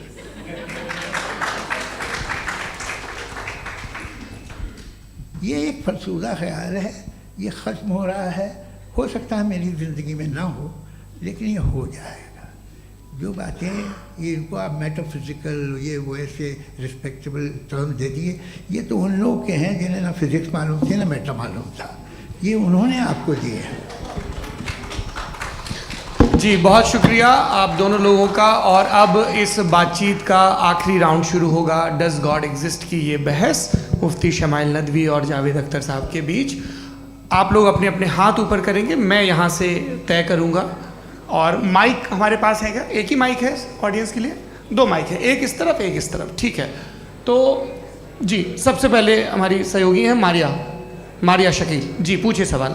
थोड़ा सा रुकेंगे ताकि कैमरे का फ्रेम आप पर आ जाए, आपकी तो प्रैक्टिस है टीवी की। जी नदवी साहब, मैं खुदा को मानती हूँ, पहले मैं इसी प्रमाइस से शुरू कर रही हूँ और ये बता रही हूँ आपको, मैं मानती हूँ। लेकिन कुछ सवाल हैं जो जावेद साहब ने उठाया, उसका जवाब आपको देना चाहिए। पहला सवाल ये कि गज़ा में सालों से छोटे बच्चे मर रहे हैं, वो उनको, अगर खुदा मर्सीफुल है, हम मानते हैं कि अल्लाह ताला में बहुत ताकत है, तो वो बच्चे क्यों मर रहे हैं? दूसरी बात ये कि अगर कंटिजेंसी की जो आप बात करते हैं, पूरे मुस्लिम ममालिक मिल कर के भी उन गज़ा के बच्चों को क्यों नहीं बचा पा रहे हैं? क्योंकि अगर वो चाहते, क्योंकि अल्लाह ताला उन पर हुकूमत करते हैं, सब पर हुकूमत करते हैं, तो वो उनको क्यों नहीं बचा? जी थैंक यू वेरी मच। बहुत अच्छा किया आपने इस चीज़ को जिक्र कर दिया, मैं इसको और अच्छे से एक्सप्लेन करने की कोशिश करता हूँ। देखें, जहाँ तक आपने कहा कि गज़ा के बच्चों को मारा जा रहा है, देखें 2 वर्ल्ड व्यू है, एक एथिस्टिक वर्ल्ड व्यू, एक थीस्टिक वर्ल्ड व्यू है। बच्चे मर रहे हैं दोनों वर्ल्ड व्यू में, लेकिन हमारा वर्ल्ड व्यू कह रहा है कि रिकॉम्पेंस है, ये कह रहे हैं कि उनका मरना बेकार जाने वाला है, कोई उसका रिकॉम्पेंस नहीं है, चूंकि इनके यहाँ आखिरत और अल्लाह का कोई तसव्वुर या गॉड का कोई तसव्वुर नहीं है। आपने ये सवाल किया कि गॉड मर्सीफुल है, क्यों नहीं रोकता? ये मैंने बताया कि ये मिसकंसेप्शन है लोगों के दरमियान कि गॉड को सिर्फ मर्सीफुल और ओमनीपोटेंट समझते हैं। गॉड के सिर्फ यही 2 एट्रीब्यूट्स नहीं हैं, गॉड के कई सारे एट्रीब्यूट्स हैं, उनमें से अल हकीम भी है, उनमें से ऑल वाइज भी है, ऑल नोइंग भी है। लिहाजा अगर इस दुनिया में किसी को तकलीफ आ रही है और गॉड उसको नहीं रोक रहा है, वो इसलिए नहीं रोक रहा है चूंकि इंसानों को फ्री विल दिया गया है। ठीक इसी तरीके से अगर एक डॉक्टर किसी छोटे बच्चे को इंजेक्शन लगा रहा है, उसे तकलीफ पहुंच रही है, उसके लिमिटेड पर्सपेक्टिव के एतबार से ये गलत हो रहा है और डॉक्टर बुरा है, लेकिन जब आप ब्रॉडर पिक्चर को देखेंगी, आपके और हमारे पास सिर्फ एक पिक्सल है, हमें इतना नजर आ रहा है कि गजा में कत्ल हो रहा है, लेकिन इसके पीछे कितना रिकॉम्पेंस उनको मिलने वाला है, पूरा पिक्चर गॉड के पास है। तो एक पिक्सल से आप पूरे पिक्चर को कभी भी जज नहीं कर सकती। आप इसमें कुछ जोड़ना चाहेंगे? आपको कुछ बोलना है इसमें? भैया आपने बहुत अच्छा जस्टिफिकेशन दिया।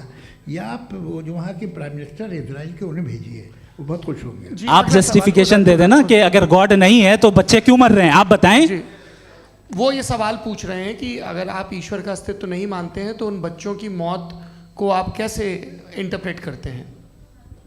भाई ये दुनिया जो है, जो ताकतवर लोग होते हैं वो एक नाइंसाफ़ी करते हैं। तो ये अच्छा काम है आपके नजदीक, तो नेचर नाइंसाफी पे मबनी है। अरे मेरे भाई, आप नेचर की कहाँ बात कर रहे हैं, तो इंसान की बात कर रहे तो हैं। फिर जब मैं इंसान की बात कर रहा था, आप नेचर की बात करने लग क्रॉस गए। एग्जामिनेशन नहीं। हाँ अब आप मुझे बोलने नहीं देंगे तो अलग बात है, आप बोलिए, मुझे कोई जल्दी नहीं। जी, नहीं ये क्रॉस नहीं, एग्जामिनेशन एक है। मिनट हाँ। रुकिए। क्रॉस मुझे एग्जामिनेशन। बोल तो लेने दीजिए। जी, बोलिए। ठीक है।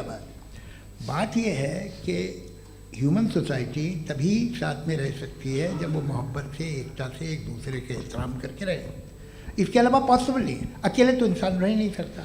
वहाँ पर कुछ लोग हैं जो फाउल करते हैं। वो फाउल हमेशा से तारीख में होता आया है। आज ये हो रहा है, जो हो रहा है बहुत बुरा हो रहा है, बहुत जालिमाना है, बहुत जाबराना है। उसको आप कहें कि ये बच्चों को कॉम्पनसेशन मिल जाएगा या इसकी इंजेक्शन है।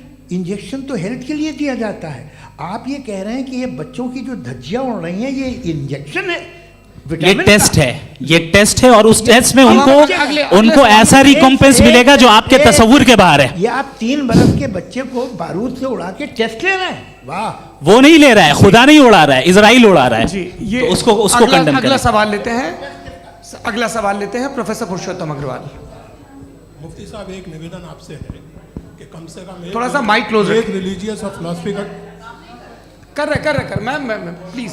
एक रिलीजियस और फिलोसफिकल ट्रेडिशन है जो ब्रह्मांड को यानी यूनिवर्स को ही अंतिम मानती है। सर्वम खलु इदम ब्रह्मम, this is Chandogya Upanishad, and it completely rules out the existence और नेसेसिटी, आपके शब्दों में necessity of a creator. The creation itself is the creator. तो एक मिनट प्लीज। दूसरा जो सवाल आपने अभी, जो आप बार बार कह रहे हैं कि भगवान विद्वान भी है, वाइज, सब जानने वाला, तो अगर विजडम में दुनिया भर के पापों और अत्याचारों को बर्दाश्त करना शामिल है, तो फिर इसका मतलब ये हुआ कि अगर मैं फ्री विल से उसको अपोज करता हूं तो ईश्वर की विजडम और मेरी फ्री विल में कॉन्ट्राडिक्शन है। Because when I am opposing whatever is happening in Gaza, then I am opposing the God's will और गॉड्स विजडम।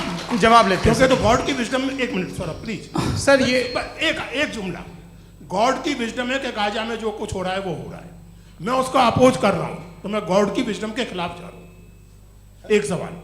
दूसरा ये नहीं, आपने 2 ऑलरेडी।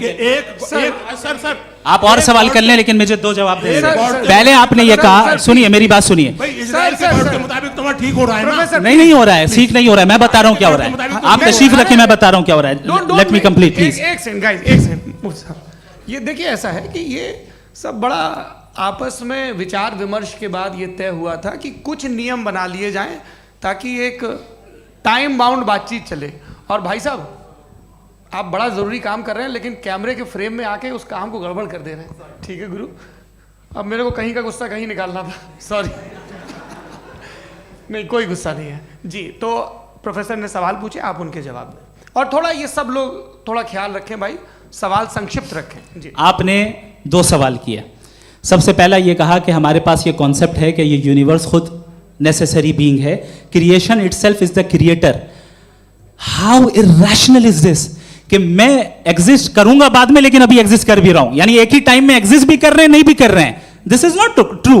दूसरी चीज, आपने कहा कि अगर इजराइल में, सॉरी माफ कीजिएगा, Israel doesn't exist, occupied Palestine में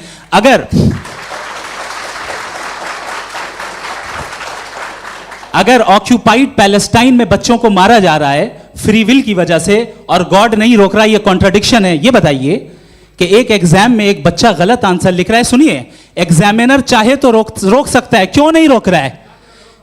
ये कॉन्ट्रडिक्शन है या कॉन्ट्रडिक्शन नहीं है? नहीं सर, ये आपस में जी। ये क्या आपका सवाल? माइक दीजिए। फ्री विल दिया गया है टेस्ट के लिए, अकाउंटेबिलिटी के लिए। अगर फ्री विल नहीं होता तो आप कहते हैं हमें रोबोट बना दिया गया। नॉट मिसरिप्रेजेंट माय पोजीशन, आपकी जो भी पोजीशन, मैं अपनी फ्री विल के नाते, अपने ह्यूमन विजडम के नाते गाजा में हो रही अत्याचार का विरोध करता हूं। बिल्कुल करना चाहिए। आपके हिसाब से मैं गॉड की विजडम का विरोध कर रहा हूं? बिल्कुल नहीं, समाज हो रहा है गॉड की बिल्कुल भी नहीं, बिल्कुल भी नहीं। उसका वहां पर गाजा में कत्ल होना ये इंसानों के गलत इस्तेमाल का नतीजा है, फ्री विल के इस्तेमाल का नतीजा है। गॉड इसका हुक्म नहीं देता, उससे रोकता है। यही तो मसला है ना, आपके लिए कॉन्सेप्ट क्लियर नहीं भाई, आपने तो बताया था इंजेक्शन लगाने से बच्चे को तकलीफ होती है, ये इंजेक्शन लगा। सर आप ऐसे रेटोरिक स्टेटमेंट दे तब तो कोई मसला नहीं आपने समझते बोला कि रहेंगे। Injection this is a rhetoric statement, this is not a logical argument sir. I am sorry, I am sorry. आखिरी 30 मिनट बड़े मुश्किल होने वाले हैं। जी मुफ्ती साहब आगे बैठे हैं, इनको माइक दीजिए।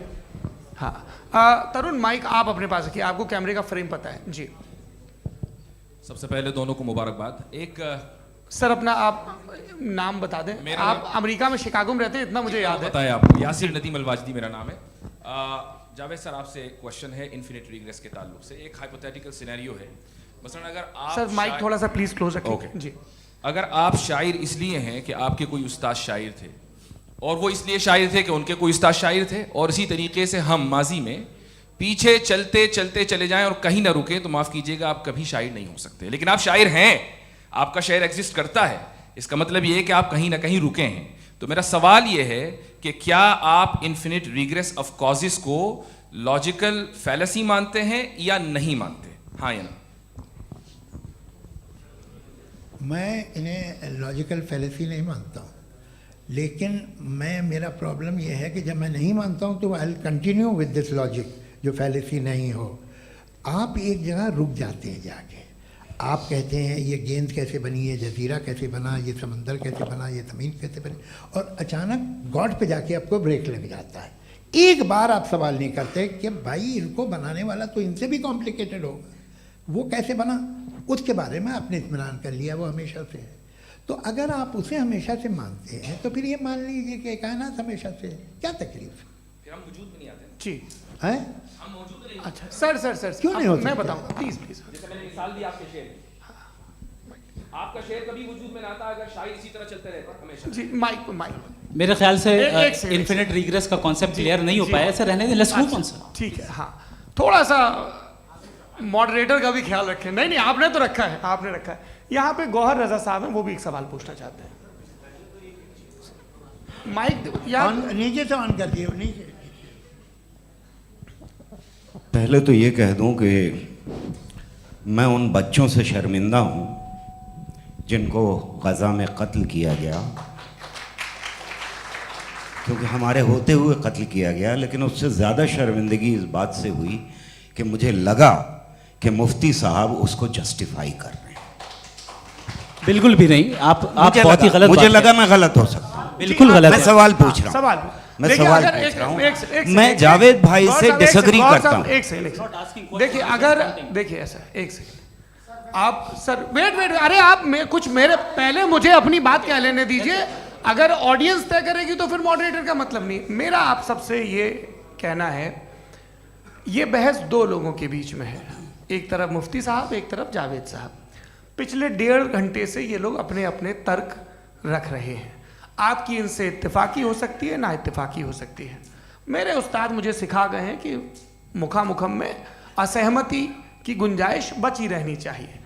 अगर मैं आपकी बहुत इज्जत करता हूं गौहर साहब, आपने जो कमाल की किताबें लिखी, साइंटिफिक टेम्परामेंट, लेकिन मेरी ये गुजारिश है आप सबसे कि यदि आप इन लोगों ने जो बोला उन पर टिप्पणियां करेंगे तो ना वक्त की पाबंदी रहेगी, ना वो अनुशासन। आप सवाल पूछ लें, उस सवाल में जो बात आ जाए वो आ जाए। मैं जावेद साहब से डिसएग्री करता हूं, इसलिए जावेद साहब से सवाल पूछ रहा हूं। आपका सवाल जावेद अख्तर साहब से। और सवाल ये है मेरा कि जावेद साहब ने कई बार लॉजिक का इस्तेमाल किया कि साइंस में लॉजिक है और रिलीजन में लॉजिक नहीं है। मेरा ख्याल ये है कि रिलीजन में भी लॉजिक है, लेकिन उस लॉजिक की बेसिस ये है कि आप रुक जाते हैं, जिसका जिक्र जावेद साहब ने बार बार किया, यानी खुदा के तसव्वुर पे आते हुए, गॉड के तसव्वुर पे आते हुए रुक जाते हैं। और इसमें सवाल पूछना मतलब फॉरबिडन होता है। सवाल यह है कि क्या जावेद साहब इससे एग्री करते हैं कि साइंस की लॉजिक अलग है और रिलीजन की लॉजिक अलग है। बताइए सर। देखिए, तीन चीज़ें हैं, साइंस है, एक है मंतिक है, इस्तिदलाल है, और एक जो है कुछ भी नहीं है, फेथ है, अकीदा है। मैं अकीदे की लॉजिक का कायल नहीं हूँ। मुझे आप इस्तिदलाल से, लॉजिक से, रीज़न से समझाइए, मैं मानने को तैयार हूँ, मेरा क्या नुकसान होगा। लेकिन ये कि अकीदे पे मैं नहीं जा सकता हूँ। अकीदे का मतलब है कि तुम ये मान लो, सवाल ना करो, ये नहीं। आप सारी बातें करके, बड़ी साइंटिफिक बातें करके एक जगह जाके खुदा के वजूद पे रुक जाते हैं, सरेंडर कर देते हैं। मैं सरेंडर करने को तैयार नहीं। That's all. जी, ये आगे सर बैठे हुए हैं, इनको माइक दीजिए। भाई वो आप पूछना चाह रहे थे ना भाई? हाँ, नहीं मैं ये थैंक यू। जी, आपका नाम? आसिम इफ्तिखार। आसिफ जी, पूछिए। सर, जावेद सर से सवाल है कि आपने अपने क्लोजिंग माइक थोड़ा करीब रखिए। अपने क्लोजिंग स्टेटमेंट में ये बात कही थी कि मज़हब का जो फ्यूचर है वो ज़्यादा दिन नहीं जाने वाला है, लेकिन मैं देख पा रहा हूँ कि जो ऑक्सफोर्ड यूनिवर्सिटी की एक स्टडी है 2011 में हुई है, जिसके 50 एकेडमिशियंस ने इसको अंजाम दिया था, उसमें वो ये कहते हैं कि जो फेथ इन गॉड है वो इनबिल्ट है ह्यूमन नेचर के अंदर, जिसको हम कहते हैं फितरत के अंदर शामिल है वो। और वो ये कहते हैं कि अगर कोई ये समझता है कि मज़हब को वो ख़त्म कर देगा तो ये उसकी गलत फहमी है। तो आप इसके बारे में, इस स्टडीज़ के बारे में क्या कहते हैं? ठीक है, मैं उनसे एग्री नहीं करता हूँ। वो कौन से प्रोफेसर होंगे, ऐसा उनके क्या पास डेटा है, इन्होंने डेटा के बेस होगा। डेटा क्या हो सकता है? फ्यूचर का डेटा तो नहीं हो सकता ना उनके पास, प्रेजेंट का डेटा हो सकता है। डेटा आपने सुना 100 साल पहले का बाद का डेटा? मैंने तो नहीं सुना आज तक। तो आज उनकी ये राय है और होगी राय, ठीक है। दुनिया में तरह तरह की राय है लोग, लेकिन मैं समझता हूँ कि वक्त के साथ इंसान ज़्यादा से ज़्यादा रीज़नेबल और लॉजिकल होता जा रहा है। आज आप देखिए वेस्टर्न यूरोप में क्या परसेंटेज है नॉन बिलीवर्स की, बहुत हाई। वहाँ चर्च खाली पड़े होते हैं। तो अल्टीमेटली तो इंसान कोई ऐसी बात बहुत अरसे तक नहीं मान सकेगा, चाहे गलत या सही, जो उससे उसके दिमाग को, उसके जहन को, उसकी लॉजिक को अपील न करे। वो कह रहे हैं तो ऑक्सफोर्ड के होंगे तो कैम्ब्रिज के होंगे, तो मुझे क्या लेना देना। उनका डेटा मुस्तकबिल का नहीं हो सकता है। जी, दीपक, हाँ पूछिए। मैं आऊँगा, अभी पीछे की साइड भी आऊँगा, माइक वहीं भेजूंगा 2-3 साल के लिए। जी जावेद साहब, आपसे सवाल है। नमस्ते। अरे भाई सर, अगर आप ही लोग तय करना है तो फिर 200 लोग तय कर लें। ये एक साथ नहीं sir, please don't do this sir. Everybody has a right sir, but we can only take selected questions. No sir, ये यंग लोग भी हैं तो इनकी ये अब उतने सुनिए। यंग, भाई आप यंग हैं कि नहीं हैं? एक मिनट, वो कह रहे हैं वो भी आइए, यंग हैं पूछ रहे हैं ना साहब, भाई। आप उनकी नौजवानी पर दावा उनको ही करने थे। हाँ मुफ्ती साहब, आप यंग, हाँ पूछे। अरे भैया सर, मेरा सवाल ये है। कुछ इनसे भी तो पूछो। जी नहीं, बस आपसे एक सवाल है। जैसे थीस्टों के पास अपने जो ईश्वर को मानते हैं उनके पास अपने सोशल गेट टुगेदर्स हैं। 5 रोज़ आज क्रिसमस आने वाला है, होली है, दिवाली है, ईद है। एथिस्ट क्या ऑफर कर रहे हैं? मतलब मैं इनकी दुकान से बोलूँ, मैं आना चाहता हूँ उस तरफ, पर मैं अट्रैक्ट नहीं हो पा रहा हूँ। मैं सोशल गेट टुगेदर्स क्या है आपके पास? वो ये कह रहे हैं कि जो धार्मिक लोग हैं, अलग अलग धर्म के लोग, उनके उत्सव त्योहार, कांग्रेगेशन बहुत हैं। अब आपको मैं एक सुनाता हूँ, यहाँ हिस्टोरियन भी बैठे हैं।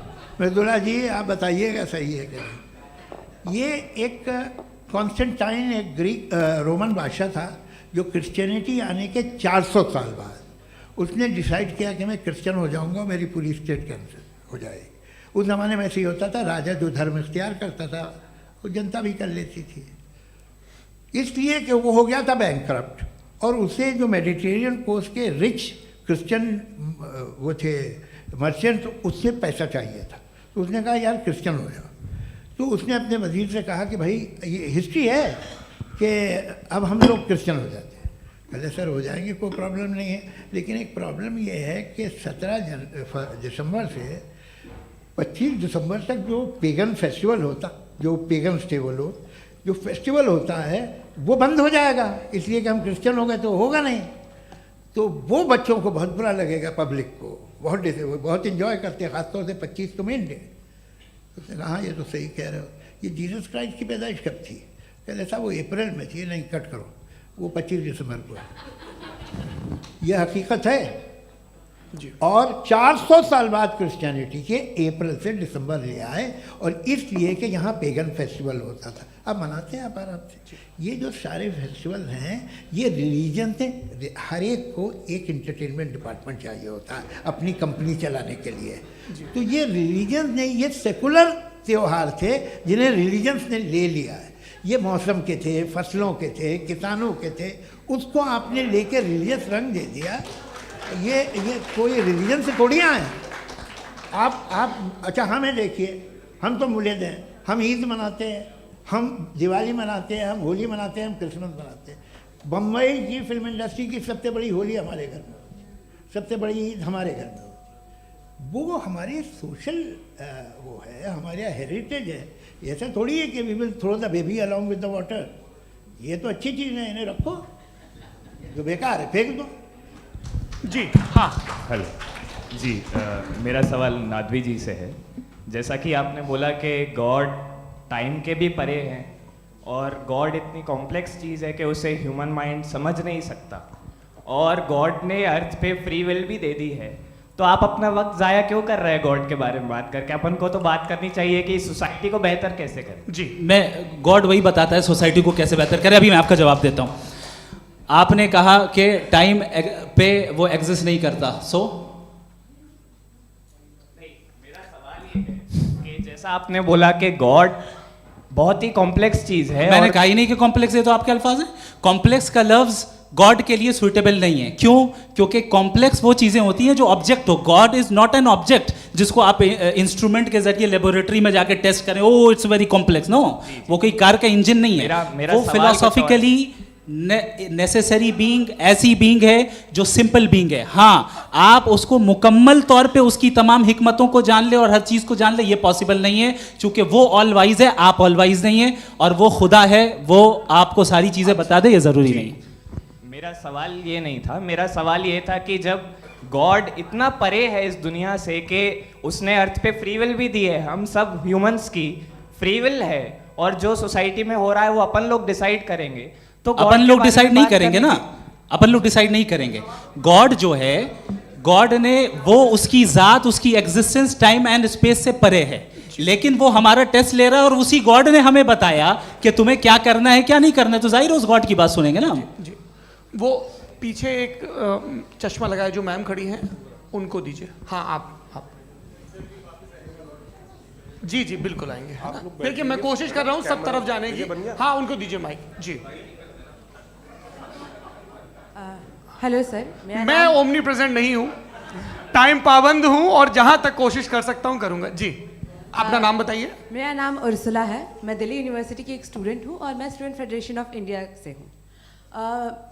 मेरा सवाल मुफ्ती जी से है कि इस हॉल के इस कमरे में बैठ के हम लोग रेप की मोरालिटी के बारे में फिलोसफिकली बात तो कर सकते हैं, बट असलियत ये है कि रोज़मर्रा की ज़िंदगी में औरतें रेप के थ्रू गुजरती हैं, और हम लोग सिर्फ नंबर्स पे इस तरह नहीं देख सकते, क्योंकि कितनी औरतें हैं इन कंट्रीज़ में जहाँ पे आप बता रहे हैं कि केसेस कम हैं, जिनका एक्सेस है कि वो जाके केस फाइल कर सकें।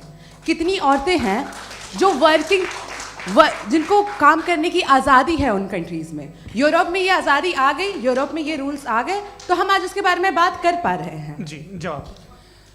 आपने ये कहा कि कमरे में बंद होकर हम लोग इस पर फिलोसफिकली बात कर सकते हैं, लेकिन हकीकत में क्या हो रहा है, वो ग्राउंड लेवल पे क्या हो रहा है जो बहुत गलत हो रहा है, और वो सफ़र कर रही हैं। आई एग्री, बहुत गलत हो रहा है, और जो गलत हो रहा है उसको हमें रोकना है।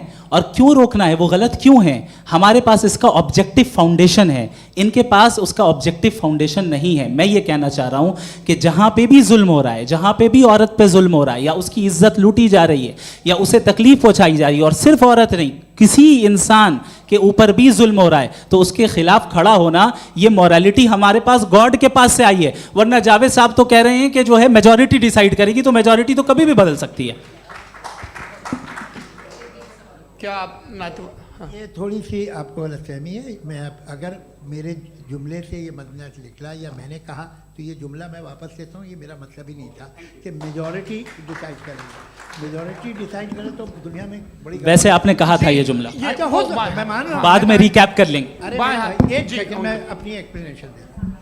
मुनासिब बात यह है कि हम सब के सब दिल में जानते हैं कि कि क्या अच्छा है क्या बुरा है, हमें पता है अच्छी तरह से। जो लोग बुरे काम करते हैं उन्हें भी मालूम अच्छा क्या है। यही तो सवाल था हजरत सर, कि फिर ये मोरालिटी आई कहाँ से? क्रॉस एग्जामिनेशन, हाँ जी हाँ जी। मोरालिटी साथ रहने की डिजायर से आई है। यानी साथ रहकर जो कुछ कह दे जो कुछ कर दे वो हो जाएगा? नहीं नहीं, तो आप कायदे से रह ही कर सकते हैं जब तक लोगों में मोरालिटी हो, वरना क्यास हो जाएगा। ये आपको कैसे पता? जी हमने देखा ना जहाँ मोरालिटी का क्यास हो गया, हम देखते हैं। कहाँ पे देखते भाई हैं? तो दुनिया में आप जो ये- कह रहे हैं आप ये- एक कहीं पे अगर गलत हो रहा है इस बहस तो के उसको बाद आप मैं गलत लोगों देखिए। को आप सर मुफ्ती आप साहब, मैं- एपिस्टेमोलॉजी की मुफ्ती बात साहब, कर रहे हैं, मैं ऑन्टोलॉजी अरे की बात मुफ्ती कर रहा साहब, हूँ। मैं इस बहस के फाउंडेशन बाद आप क्या है? दोनों लोगों को चाय पे फाउंडेशन होस्ट करूंगा, वहां पे क्रॉस एग्जामिनेशन कर लीजिएगा। अभी ऑडियंस का हक मार रहे हैं आप लोग भाई, सर जस्ट लोग हैं आप लोग। और ये भाई ये एक हाँ बच्चे उधर को- उधर आएंगे, उधर इनको आएंगे। भी। जी सर आएंगे आएंगे। अच्छा सर मेरा नाम लईकुर रहमान है और मैं अलीगढ़ मुस्लिम यूनिवर्सिटी का स्टूडेंट हूँ। और जहाँ तक मुझे पता है कि sir you are also product of Aligarh Muslim University. मैं भी उसी चमन का बुलबुल। हाँ सर, तो बहुत खुशी हुई मुझे जान करके कि मैं आपसे मिलूंगा। सवाल सर मेरा सवाल यह है, सर सैयद अलैहिर्रहमा का नज़रिया यह था कि खुदा के वजूद को अक़ल के दायरे में रह कर के तलाश करना, न कि पूरी तौर से उसका इनकार कर देना। Sir how will you define it? नहीं तो ये तो आप इन्हें बताइए। ये सर, अकल सवाल से रह आपसे। के खुदा का वजूद साबित कर रहे हैं। तो सर आपने सैयद इनकार ने किया। कर रखा है, इस वजह से मेरा क्वेश्चन उन्होंने यही सर से एक सेकंड, सर सैयद ने यही कहा ना कि अकल से आप खुदा के वजूद को साबित नहीं कर सकते, यही कहा ना भाई। वो उन्होंने कहा कर सकते हैं और वो कर दिया गया आज। वो फोन दो। तलाश करना या साबित करना अकल से अकल से नहीं सर हो सर सकता। अरे सवाल तो सुन लीजिए जी। अकल से नहीं हो सकता है, यही कहा ना आपने। अकल से हो सकता है। अरे वो यही कह रहे हैं भाई, आप बता रहे हो सकता है, वो तो कुछ और। आप अगर सर देखो नौजवान फोन ले लो, वो इतनी कमाल की यूनिवर्सिटी है। अरे भाई दे दो मेरी ना बात जरा तो- एक मिनट, अरे दे दो मेरे भाई माइक। मेरी बात सुनो, नहीं, माइक मैं पे समझ- बोलो ताकि जो लाखों लोग देख रहे हैं माइक दे दो ना। अरे देंगे ना माइक, तुम ठहरो तो। हाँ सर मेरा सवाल ये था कि सर सैयद अलैहिर्रहमा का एक नज़रिया था अपना कि खुदा का जो वजूद है उसको अक़ल के दायरे में रह कर के तलाश करना है, न कि पूरे तौर से इनकार कर देना है। ये उनका कॉन्सेप्ट था। लेकिन मेरा सवाल ये है कि आप इसको कैसे डिफाइन करते हैं, एक्सप्लेन कैसे करेंगे, मैं आपसे जानना चाहता हूँ। चूँकि you are the product of Aligarh Muslim University. मुझे अकल के दायरे में रख के मैंने बहुत तलाश की, मुझे मिला नहीं। हाँ ये इधर उधर वो चश्मा लगाए जो, हाँ उनको दे दीजिए। जी जी फटाफट पूछिए, बस 5 मिनट है, 5 मिनट में खत्म हो रहा है। हाँ अस्सलाम वालेकुम मुफ्ती साहब। एंड मेरा सवाल जावेद अख्तर साहब से। क्या नाम है आपका? अरे भैया सब मुझे जब पूछ रहे हो। फैज पूछिए फैज साहब। तो मेरा सवाल ये है कि अभी जो एथियस्ट है वो problem of evil argument use कर रहे हैं अगेंस्ट मुस्लिम्स, राइट? कि इस दुनिया में इतना सारा ईविल है और अगेंस्ट मुस्लिम तो यहाँ अगेंस्ट थियस्ट। हाँ थोड़ा सा करेक्ट कर लीजिए भाई। पूरी मशक्कत ही इसी बात की थी कि किसी एक मजहब पे बात न टिके। जी तो बेसिकली ये आर्ग्यूमेंट ऐसा है कि इस दुनिया में इतना ज़्यादा ईवल एग्जिस्ट करता है और अगर एक ऑल गुड गॉड है तो वो रोकता क्यों नहीं है? लेकिन इस सवाल में एक हिडन अजम्पशन ये है कि इस दुनिया में ईवल एग्जिस्ट करता है। अब एथियस्ट ये कैसे ऑन्टोलॉजिकली प्रूव कर सकते हैं कि इस दुनिया में ईवल एग्जिस्ट करता है? मैं आपको बताता हूँ, थोड़ा सा समझा। नहीं सर हम लोग इनको सुनने आए। नहीं please don't do. I want to explain ontologically. नहीं हम समझ गए सर, इनको अब जवाब देने दीजिए। अच्छा सवाल पूछ लो। मैं अभी तक क्या था वो मैं थोड़ा सा ऐड ऑन कर लेता हूँ। तुम गुरु, तो हम जब इसका राउंड 13 करेंगे ना तब तुमको स्टेज पे बिठाएंगे। जी तो हाँ जल्दी से। तो देखिए एथियज्म के हिसाब से सब कुछ रैंडमली बन गया है, सब कुछ एटम्स और मॉलिक्यूल्स है। एक पत्थर में और मुझ में सिर्फ इतना फर्क है कि हम लोग एटम्स और मॉलिक्यूल्स का अलग अलग रीअरेंजमेंट है। अब एक पत्थर को कोई इंसान तलवार से 2 टुकड़ों में काट दे या मुझे, according to atheism it is same. There is no evil and good according to atheism. जी अच्छा फैज साहब का सवाल ये है कि हाँ कोशिश भी करते तो इससे गलत सवाल नहीं कर पाते। एक लाइफ फॉर्म है और लाइफ फॉर्म में फीलिंग्स हैं, मतलब लाइफ फॉर्म सुनता है, देखता है, टेस्ट कर सकता है, फील कर सकता है। तो उसकी जो ये जो क्वालिटी इस बबल में आ गई हैं वो जानवर में भी है, इंसान में भी है। तो जाहिर है कि उसे कोई तकलीफ पहुंचेगी, तो चूंकि उसके पास वो सेंसिटिविटी है तो मैं करेगा। पत्थर में वो सेंसिटिविटी नहीं है। तो ये क्या सवाल हुआ कि अगर पत्थर को काटा तो पत्थर को तकलीफ नहीं होती, तो आपको काटे तो आपको क्यों तकलीफ हो? बैठ जाइए। जी हाँ अगला सवाल। हाँ पूछे जी जावेद अख्तर साहब। अरे भैया, सब आप लोग मुफ्ती साहब को छोड़ रहे हैं, तो मेरे ही पीछे पड़े हैं क्या? फिर चलो बोलो भाई। You asked how God can exist when children die in Gaza. हाँ? You asked how God can exist when children die in Gaza, and you also mentioned the rise of atheism in Europe. But the same events also are leading many atheists and non-believers to turn towards faith. How do you interpret this contradiction, where suffering pushes some away from God, yet brings others closer to belief? देखिए, आपको एक बात बताऊं, दुनिया perfect तो कहीं भी नहीं है, हर जगह कुछ खामियां हैं। बेटा एक मिनट, मैं आप ही को कहेंगे, देखो वो तो कुछ खामियां, कमज़ोरियां, खराबियां सब जगह है। लेकिन अगर देखोगे ईमानदारी से कि दुनिया सबसे ज़्यादा महज़ब कहाँ है, एक आम शहरी को कहाँ हुकूक हासिल हैं, वो बोल सकता है, अपनी मर्ज़ी से काम कर सकता है, अपनी मर्ज़ी से राय दे सकता है, हुकूमत के ख़िलाफ़ बोल सकता है, बरसर इक़्तिदार लोगों के बारे में बोल सकता है, सरमायादारों के ख़िलाफ़ बोल सकता है। तो आपको ये स्कैंडिनेवियन कंट्रीज़ में मिलेगा, वेस्टर्न यूरोप में मिलेगा। मैं नहीं कह रहा वो परफेक्ट है, बिल्कुल नहीं, वहाँ बहुत ख़राबियाँ भी हैं, परफेक्ट तो कोई। लेकिन जिन जिन मुल्कों में, लैटिन अमेरिका देखो, गल्फ़ देखो, वहाँ पर आपको ये ज़रूर है कि रेप नहीं होते होंगे। रेप की ज़रूरत क्या है भाई? उसको तो ख़रीद लो, घर में रखो, सड़क पर रेप करने की क्या ज़रूरत है? मगर सुनिए सुनिए सुनिए, मगर हकीकत ये है कि वहाँ शख्सी आज़ादी राय देने की, बोलने की नहीं है। जी, ये एक आखिरी सवाल मुफ्ती साहब से। हाँ मैम, इनको माइक दीजिए। शुक्रिया। मेरा नाम मनीषा है, मैं हरियाणा से आई हूँ। मैं मुफ्ती साहब से एक बात पूछना चाहती हूँ। आप बार बार जावेद साहब को कॉन्ट्राडिक्ट तो कर रहे हैं कि आपने ये कहा, लेकिन आप भी अजम्पशंस के बेसिस पे बात कर रहे हैं। आपने खुदा के होने का कौन सा प्रूफ पेश किया है, खुदा की एग्जिस्टेंस का? अब इस सवाल को अलग रहने दीजिए, कौन एथीस्ट है कौन नहीं है। और दूसरी बात जो आपने एक छोटी सी कही थी कि ये फ्री विल का इस्तेमाल करता है इंसान अपनी, लेकिन उस फ्री विल का इस्तेमाल में मतलब खुदा ने ये दे दी सबको ये इजाज़त कि वो कितना घिनौनापन और कितने ज़्यादा ख़राब से ख़राब तरीके इस्तेमाल कर सकता है। जवाब सुनते जी। आप फ्री विल को मानती है ना, या अब कहती है कि फ्री विल नहीं है ना? मानती है ना? तो अब आपके पास इसका कोई एक्सप्लेनेशन नहीं है कि अगर एक इंसान उस फ्री विल का इस्तेमाल करके गलत काम कर रहा है और बच के अच्छी ज़िंदगी गुजार के निकल जा रहा है, उसका कोई रिकम्पेंस नहीं है। हमारे वर्ल्ड व्यू में जो इंसान गलत काम कर रहा है उसको भी रिकम्पेंस यानी उसका बुरा बदला मिलना है, और जो सही काम कर रहा है उसको सही बदला मिलना है। लिहाजा जो फ्री विल है वो इस तरीके से है कि एक लिमिटेड टाइम तक खुदा ने मोहलत दी है। ऐसा ही नहीं कि छूट दे दी, जो करना है करते रहो हमेशा। वक्त आएगा जब एग्जाम का टाइम खत्म होगा तब रिजल्ट आएगा, दौराने एग्जाम जबरदस्ती आपको नहीं बताया जाएगा। अरे भाई एक सेकंड, जी सवाल मुफ्ती साहब से मेरा, मुफ्ती साहब से, जी मैम रुक जाइए, आपसे फोन, आप इसके बाद आपसे यही बोलिए। मैं मुफ्ती साहब एक ही सवाल करता हूँ कि अगर जो हो रहा है फ्री विल से हो रहा है और एक दिन बरोज़ क़यामत इंसाफ होगा मैशर में वगैरह वगैरह, तो दुआ क्यों मांगते हैं लोग? दुआ मांगते हैं इसके मतलब है अभी भी उसने ये डिपार्टमेंट रखा है कि मैं रोज़मर्रा की ज़िंदगी में बिल्कुल बिल्कुल ही कैन। तो तुम कैन हो, तुम मुझे नौकरी दिला देते हो, मेरे बेटे को ग्रीन कार्ड दिला देते हो, और 45,000 बच्चे मरते उन्हें रोकते नहीं हो। नहीं तो क्या आप ये कह रहे हैं कि इस दुनिया में जालिमों को कभी पकड़ ही नहीं होती है? अरे जो भी पकड़ होगी वो बच्चे रोते हैं।